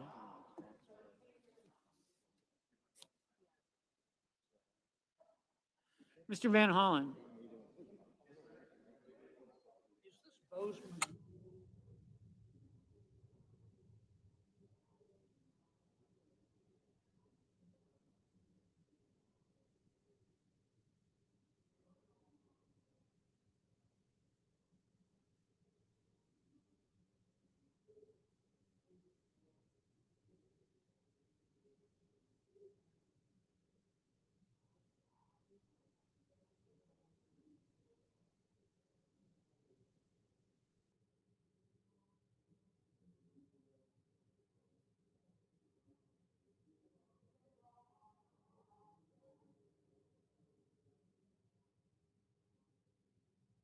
Mr. Warner.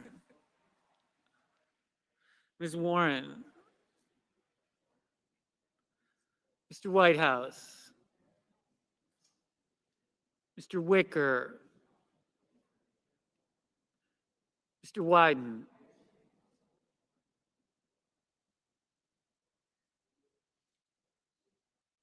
Mr. Young.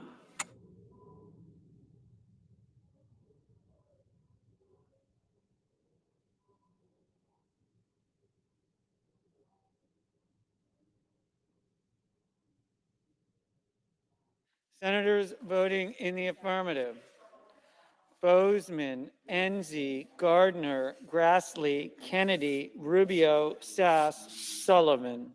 Senators voting in the negative: Cantwell, Kelly, Markey, Menendez, Peters, Shaheen, Stabenow, Udall, Van Hollen, Whitehouse. Mr. Bennett, no. Mr. Kramer, aye.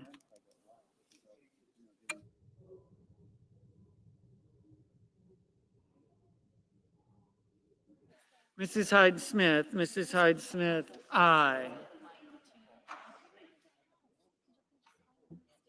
Mr. Reed, no. Ms. Duckworth, no. Mr. Roberts, aye. Mrs. Feinstein, no.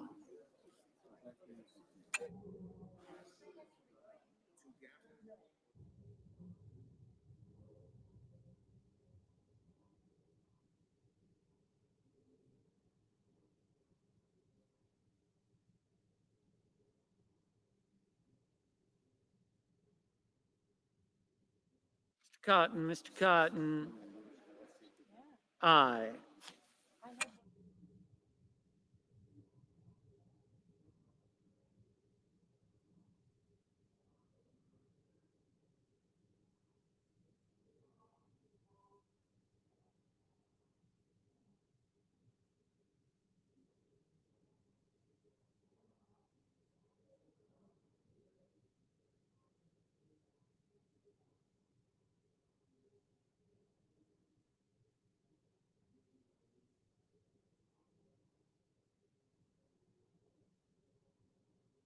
Ms. Hirono, no.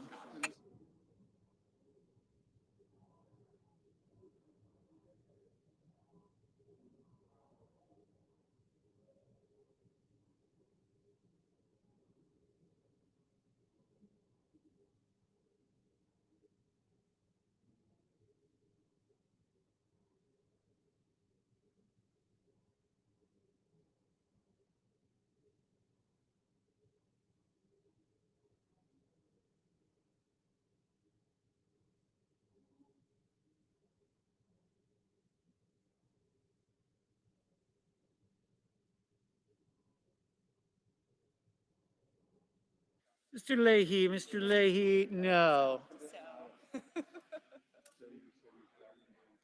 Mr. Schumer, no.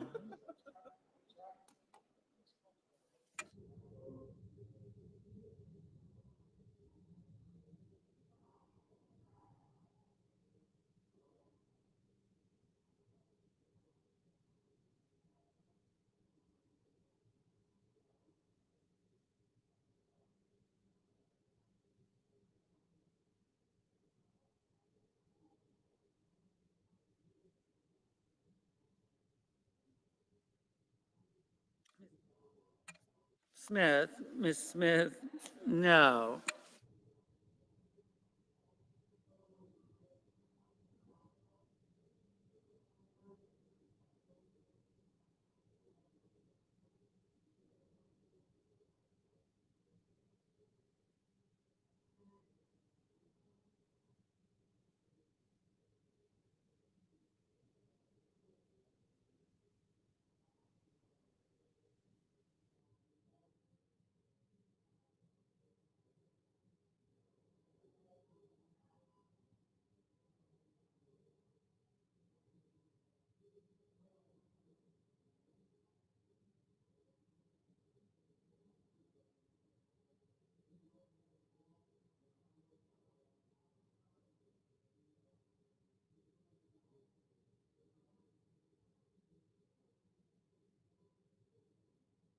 Ms. Cortez Masto, no.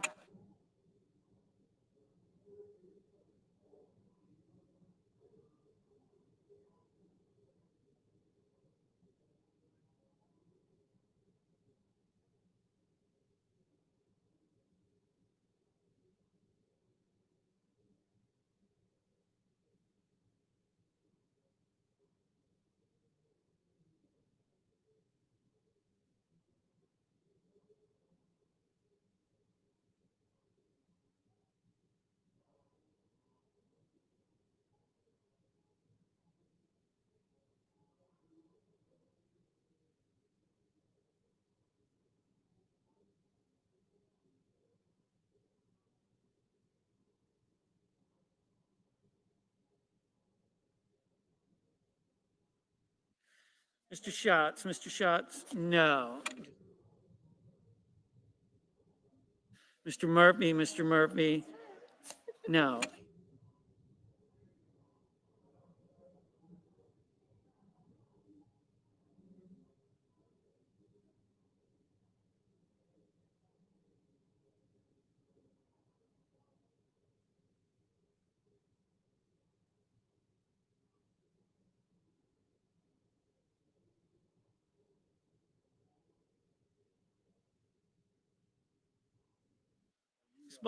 Ms. Baldwin, no. Mr. Crapo, aye.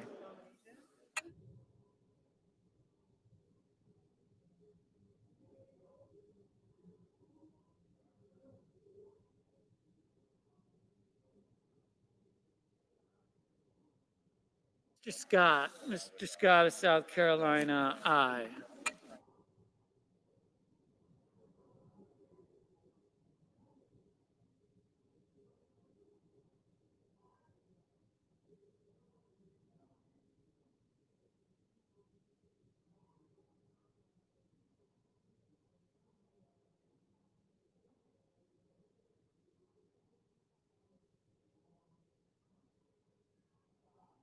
Mr. Booker, no. Mrs. Gillibrand, no. Mr. Hawley, aye. Mr. Tillis, aye. Miss Ernst, aye. Mr. Casey, no. Mrs. Murray, no. Miss Cinema, no. Mr. Shelby, aye.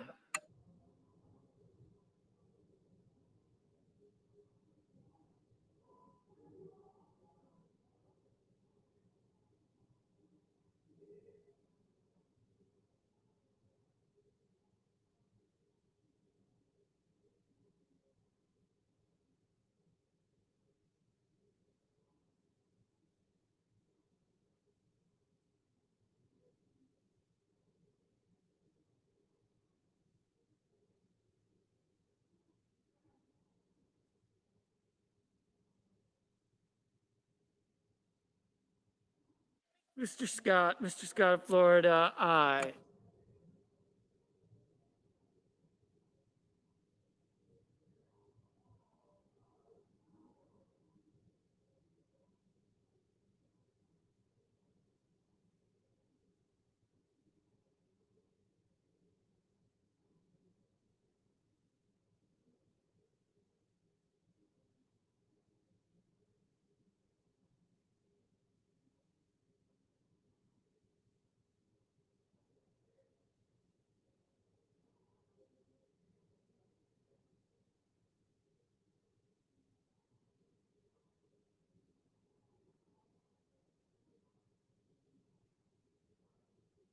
Mr. Langford, aye. Mr. Carper, no. Mr. Daines, aye. Mr. Wyden, no.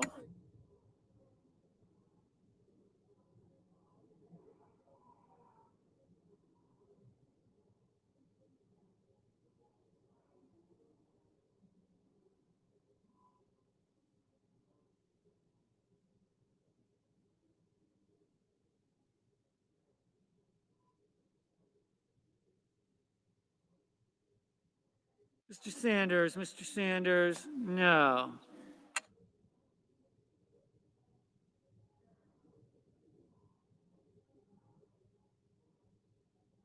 Mr. Inhofe, aye.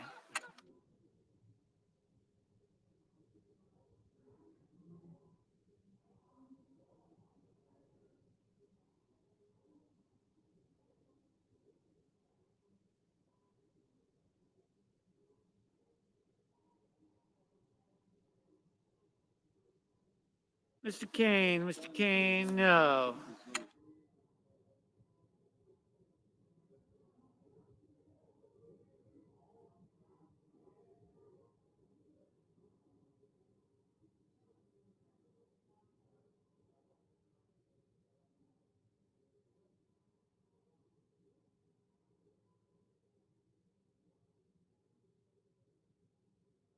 Mr. Risch, aye.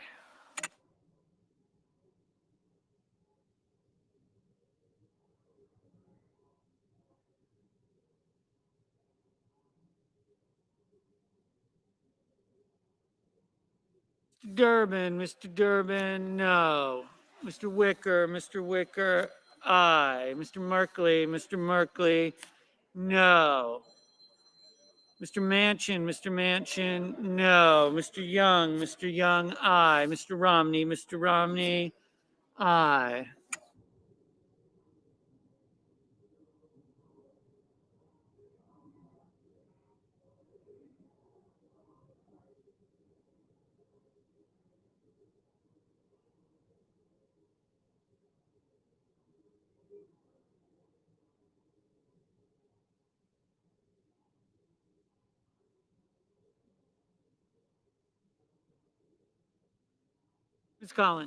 Ms. Collins, aye.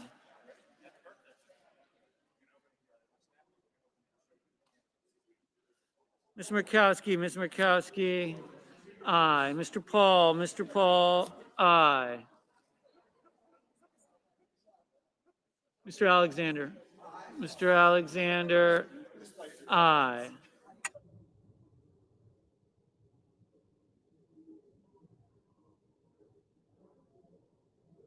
Mr. Warner, no.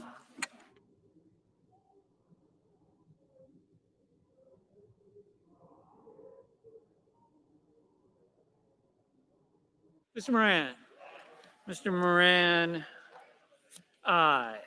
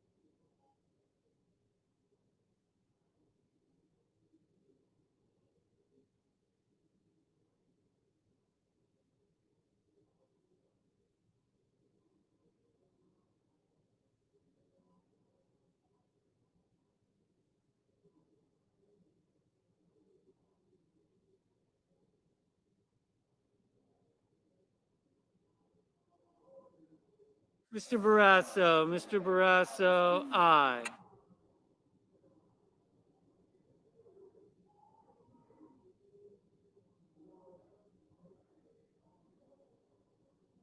Mr. King, no.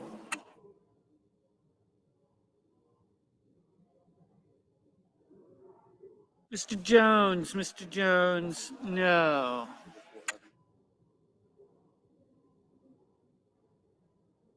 Mrs. Fisher, aye.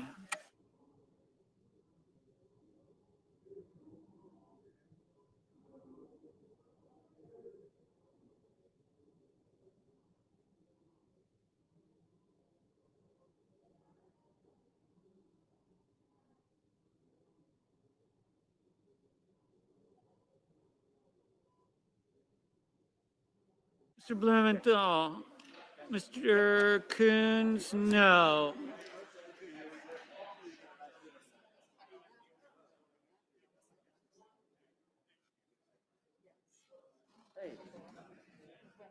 Mr. Blumenthal, no.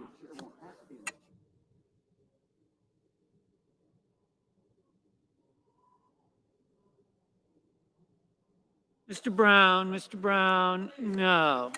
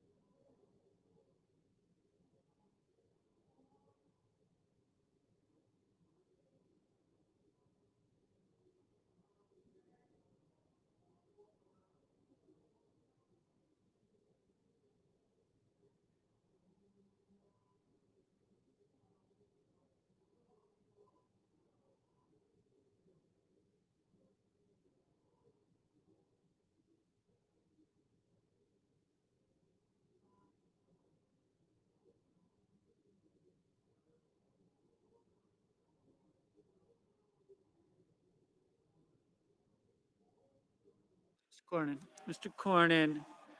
Aye. Mr. Thune. Mr. Thune. Aye.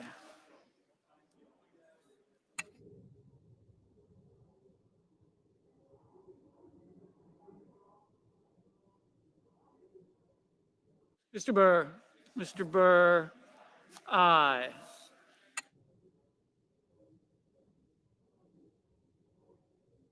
Ms. Warren.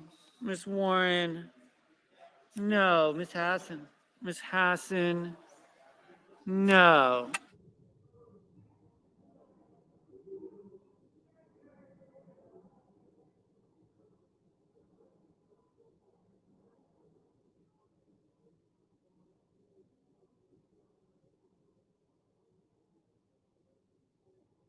Mrs. Blackburn. Mrs. Blackburn.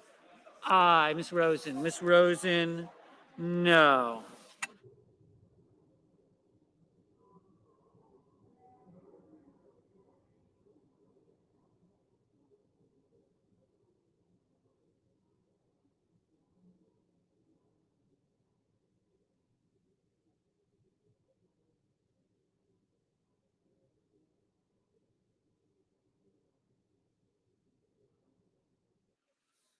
Mr. Lee. Mr. Lee.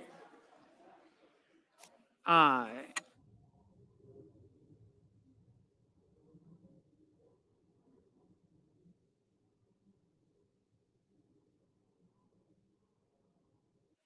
Mr. Cassidy. Mr. Cassidy. Aye.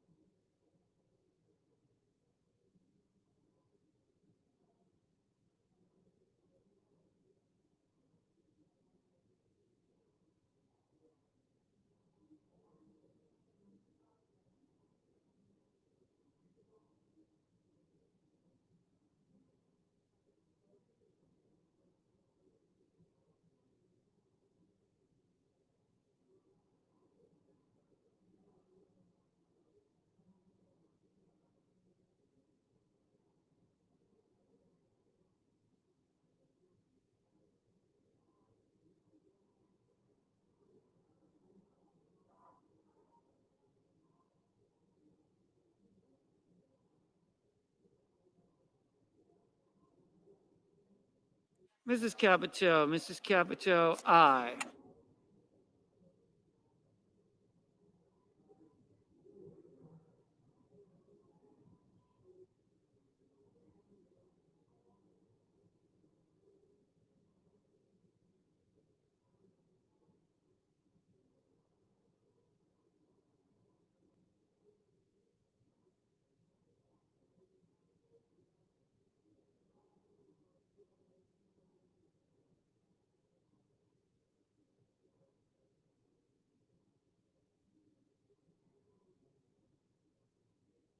Mr. Johnson. Mr. Johnson. Aye.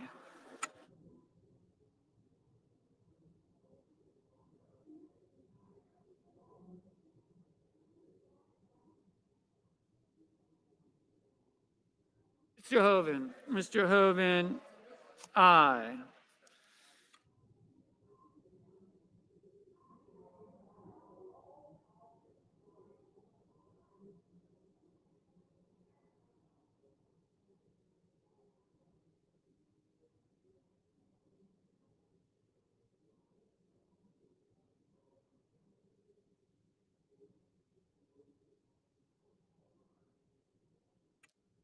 Mr. Tester, no.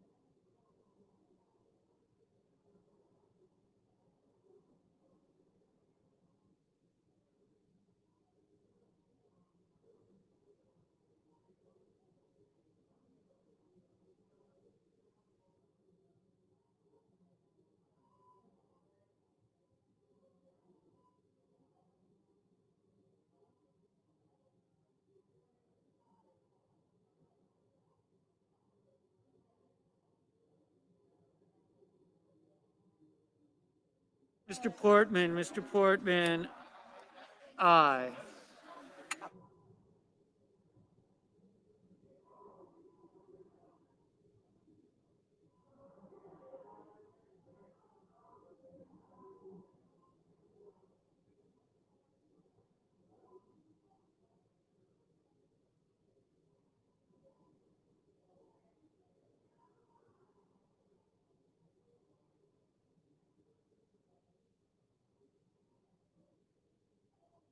Ms. Klobuchar, no.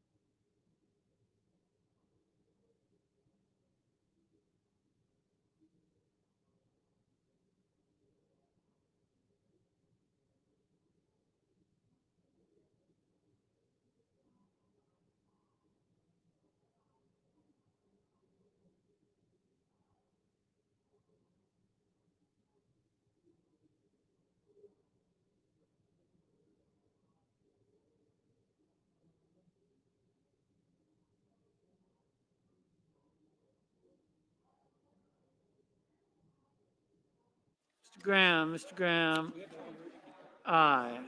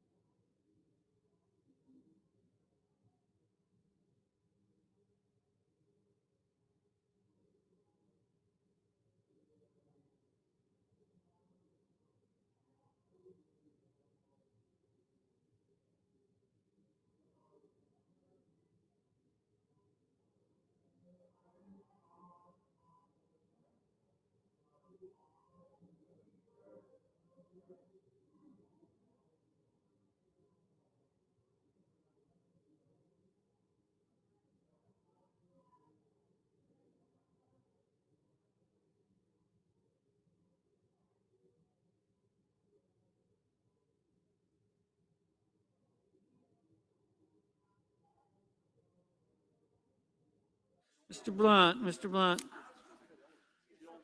aye.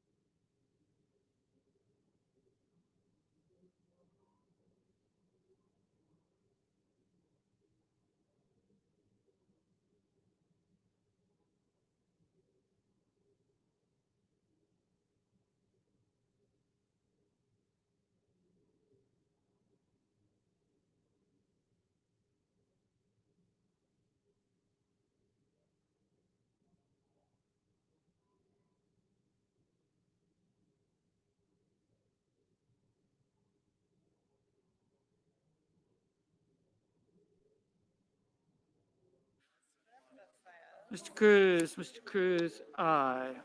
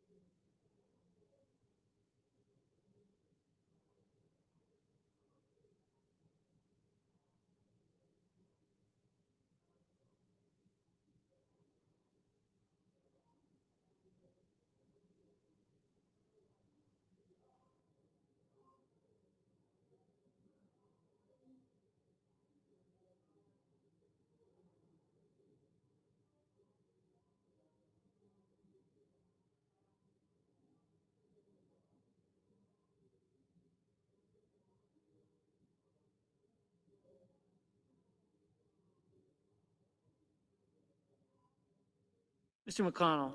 Mr. McConnell, aye. Mr. Braun, aye.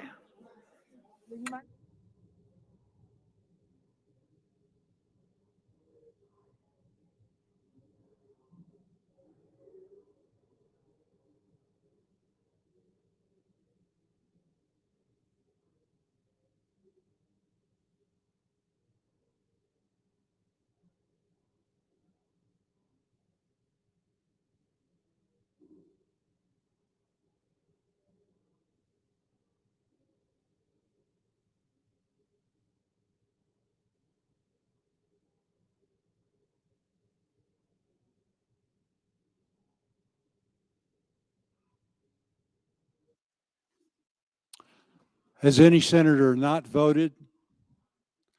Does any senator wish to change their vote?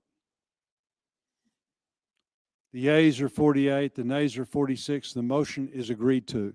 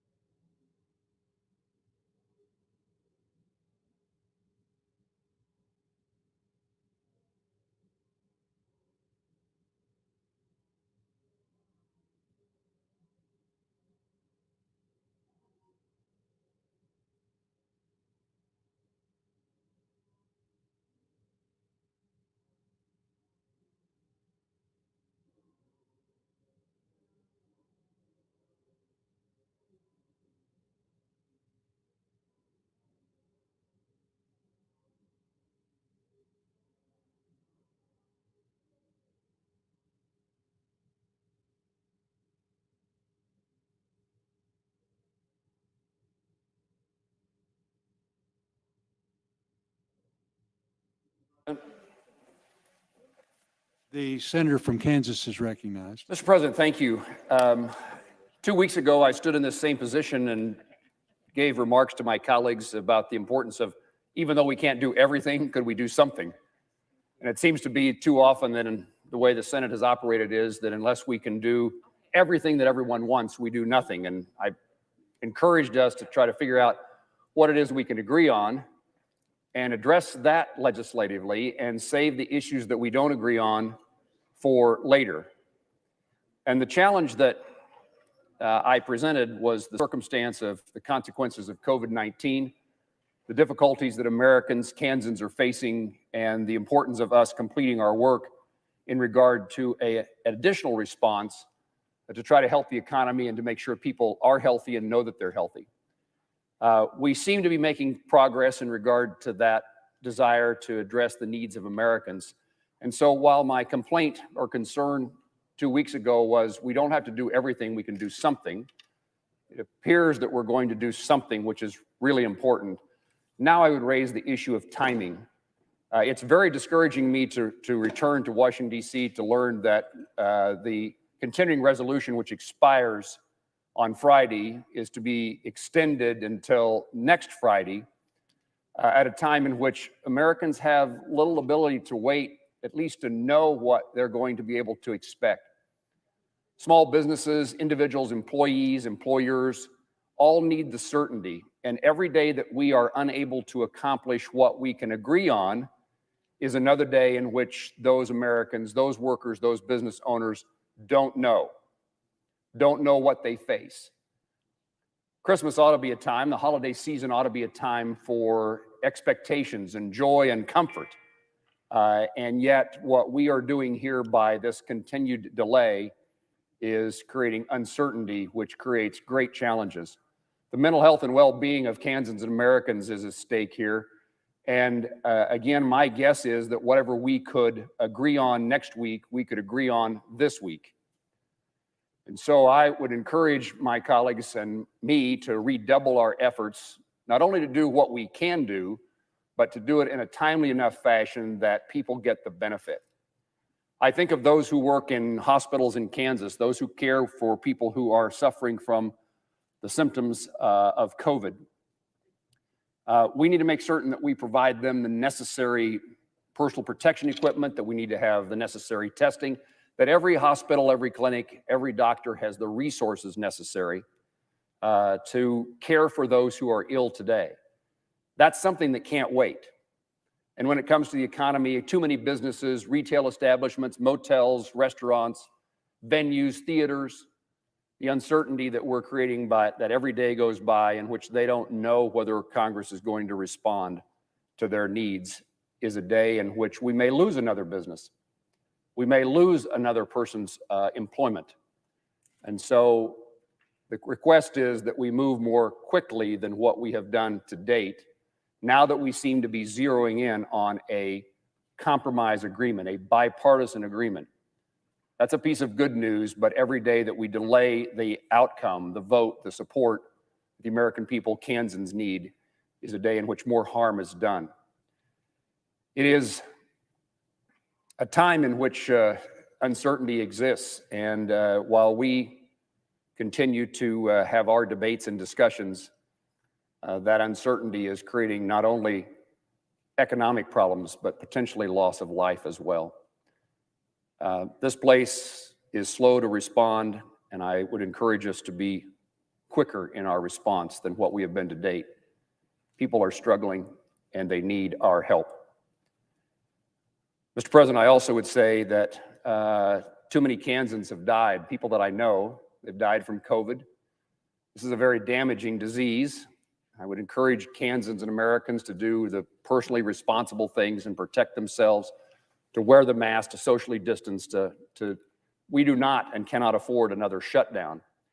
Every day that goes by in which we're not providing the opportunities for businesses to stay open and employees to be employed, particularly in rural America, the places, Mr. President, that you and I come from, we lose a business to COVID, that business is unlikely to return. If we don't provide the necessary support for our hospitals and healthcare delivery system, there isn't a hospital in Kansas, if it closes its doors today because of COVID, is going to open tomorrow when COVID is behind us. And the deaths that I mentioned in many instances have been the community leaders, the people who have made a difference in communities across Kansas.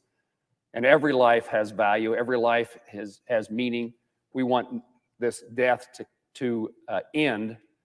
And for purposes of our economy and purposes of life and death, it's time for the United States Senate to act.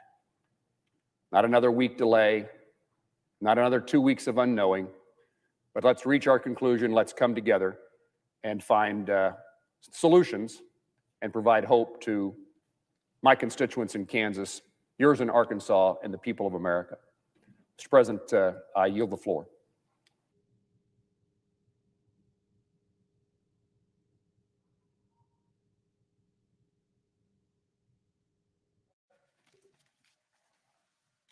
Senator from Alabama is recognized. Thank you, Mr. President.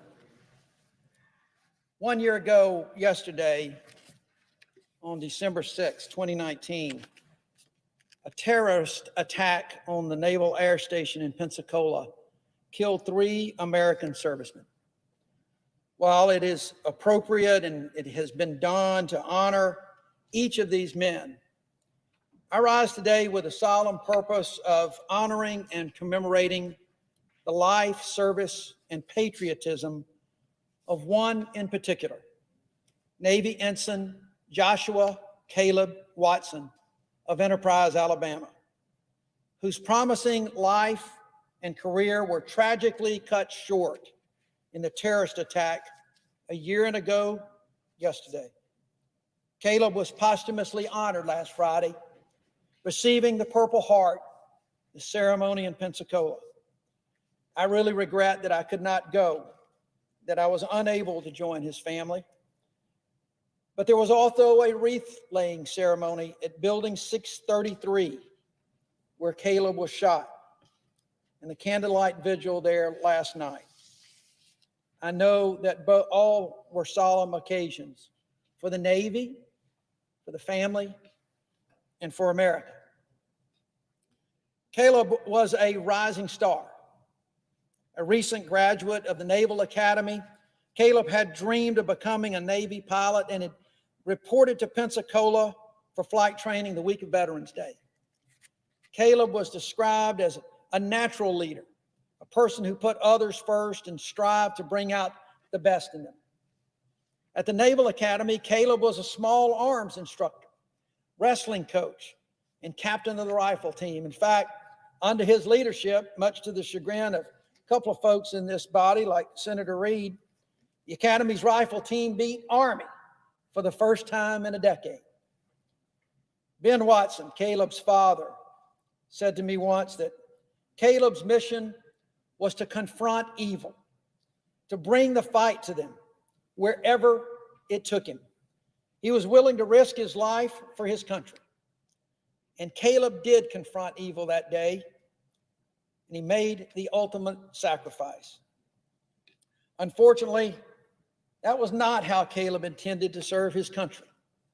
It was not what Caleb's parents expected when he joined the Navy.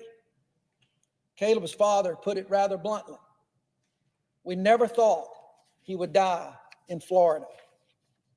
Caleb Watson was the officer on deck at the Naval Air Station Pensacola on the morning of December 6, 2019. Consequently, he was one of the first people the shooter encountered. Caleb was shot at least 5 times that day, but heavily wounded. He made his way out to flag down first responders, gave them an accurate description of the shooter that ultimately led to the shooter being killed. Unfortunately, later that day, Caleb died of his wounds while in the hospital. The Navy conducted an investigation into the incident and concluded that the primary cause of the attack was the Saudi shooter's self-radicalization. However, the report also goes on to note numerous deficiencies in many areas, some of which contributed to the attack and others which could have deterred the attack or mitigated the consequences. In other words, things could have been different that day. Things should have been different that day. We lost 2 other young men, Airman Mo Hatham from Florida and Airman Apprentice Cameron Walters of Georgia. And 11 more individuals were wounded. Mr. President, that has happened far too many times. Too many Americans have lost their lives to shooters on U.S. bases, on U.S. soil. The Pensacola attack was the second shooting at a military base in 3 days. On December the 3rd, 2019, a shooting at the Pearl Harbor Naval Shipyard in Hawaii left 2 people dead and a 3rd wounded. There have been several other shootings at U.S. military installations, including a mass shooting in 2009 at Fort Hood in Killeen, Texas. That shooting claimed 13 lives and left another 30 injured. 5 years later, another shooting happened at Fort Hood Base when a gunman went on a shooting spree, killing 3 people and injuring 14 before killing himself. 2013, 12 workers at the Washington Navy Yard right here in our nation's capital were killed by a military contractor who was later killed by security officials. In 2015, 2 military installations in Chattanooga, Tennessee, were attacked by a gunman who killed 4 people before he was shot by police.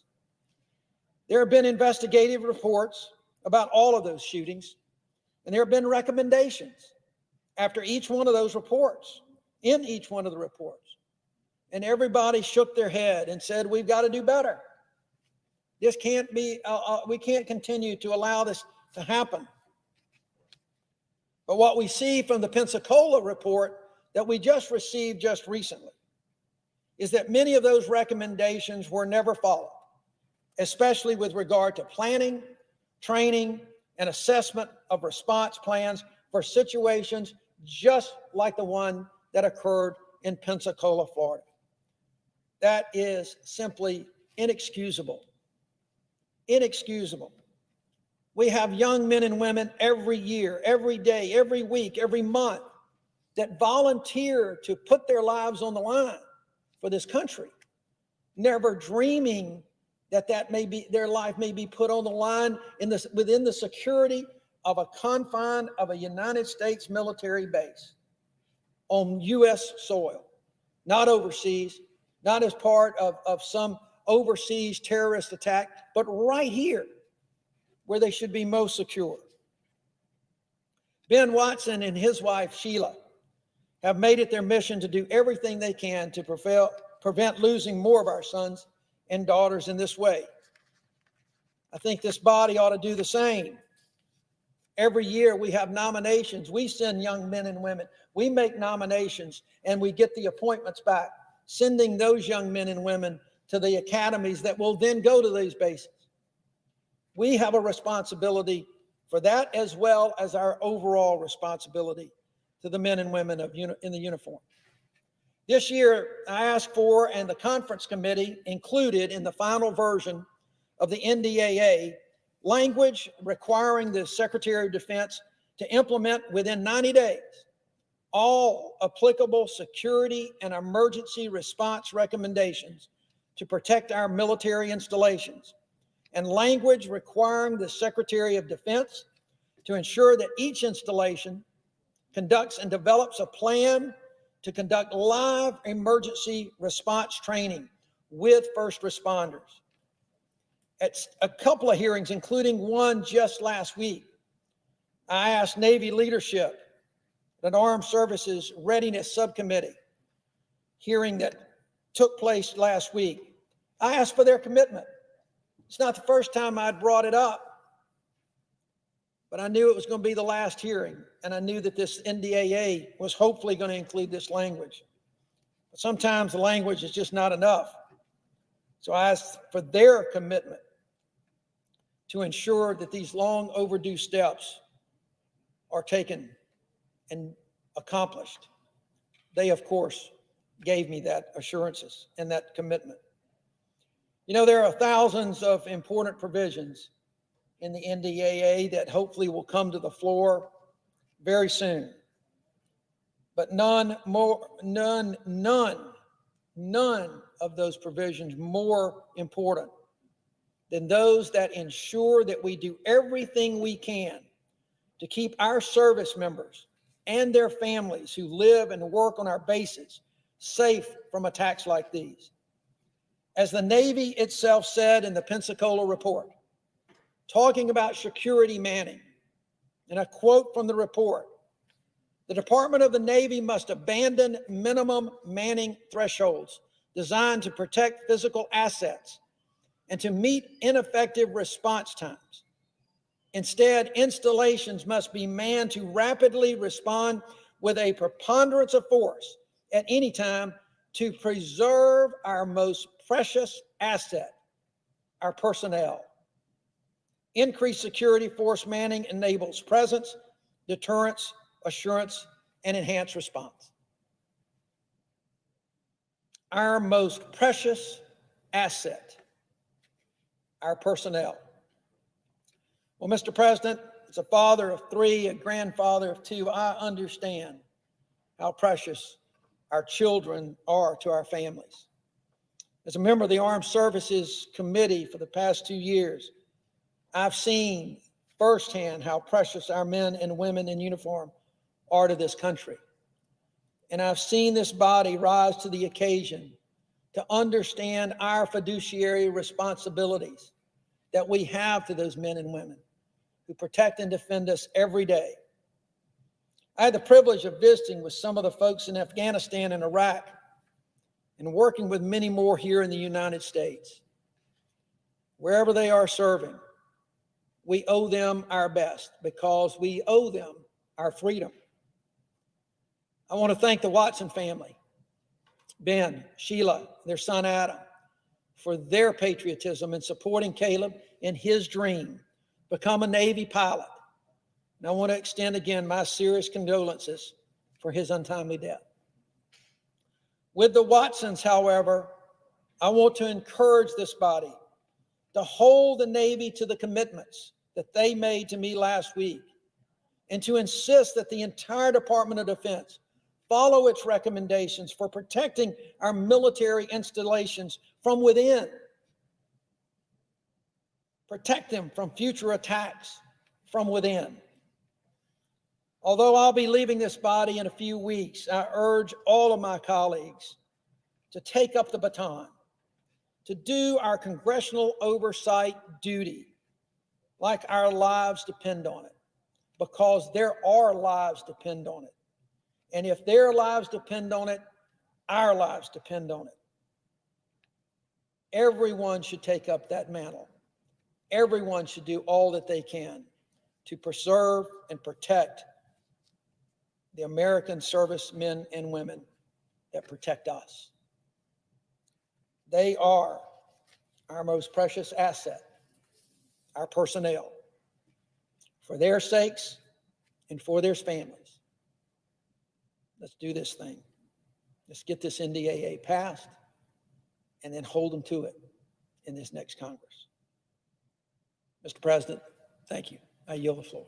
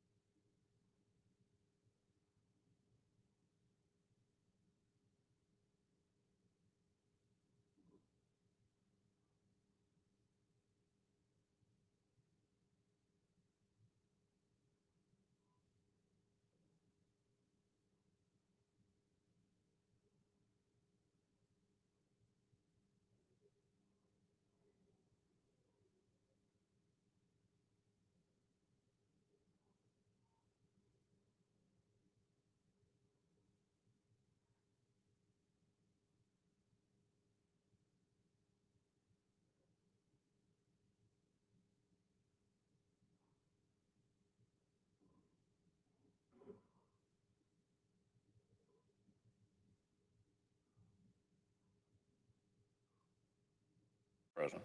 Majority Leader. I ask unanimous consent that notwithstanding the provisions of Rule 22, the Senate vote on the motion to invoke cloture on the Symington nomination at noon tomorrow. I further ask that post-cloture time with respect to the Swartz and Symington nominations expire at 4 p.m. tomorrow, and the Senate vote on confirmation of the nominations in the order listed. Finally, if any of the nominations are confirmed, the motions to reconsider be considered made and laid upon the table, and the President immediately notifies the Senate's action. Without objection. I ask unanimous consent the Senate proceed to legislative session and be in a period of morning business. The senators are permitted to speak therein for 10 minutes each. Without objection. I ask unanimous consent. Senate proceed to the consideration of SRES 795 submitted earlier today. Clerk will report. Senate Resolution 795 relating to the death of the Honorable Roger William Jepsen, former United States Senator for the state of Iowa. Without objection, the Senate will proceed to the measure. I ask unanimous consent the resolution be agreed to, the preamble be agreed to, and the motions to reconsider be considered made and laid upon the table with no intervening action or debate. Without objection. I ask unanimous consent the Senate proceed to the immediate consideration of calendar number 502 H.R. 4761. Clerk will report. Calendar number 502, H.R. 4761, an act to ensure U.S. Customs and Border Protection officers, agents, and other personnel have adequate synthetic opioid detection equipment and so forth and for other purposes. Without objection, the Senate will proceed to the measure. I ask unanimous consent the bill be considered read a third time and passed, and the motion to reconsider be considered made and laid upon the table. Without objection. I ask unanimous consent the Senate proceed to immediate consideration of calendar 530 H.R. 5273. Clerk will report. Calendar number 530, H.R. 5273, an act to require the Secretary of Homeland Security to develop a plan to increase to 100% the rates of scanning of commercial and passenger vehicles entering the United States and so forth and for other purposes. Without objection, the Senate will proceed to the measure. I ask unanimous consent the committee report substitute amendment be agreed to. The bill is amended be considered read a third time and passed. The committee reported amendment to the title be agreed to, and the motions to reconsider be considered made and laid upon the table.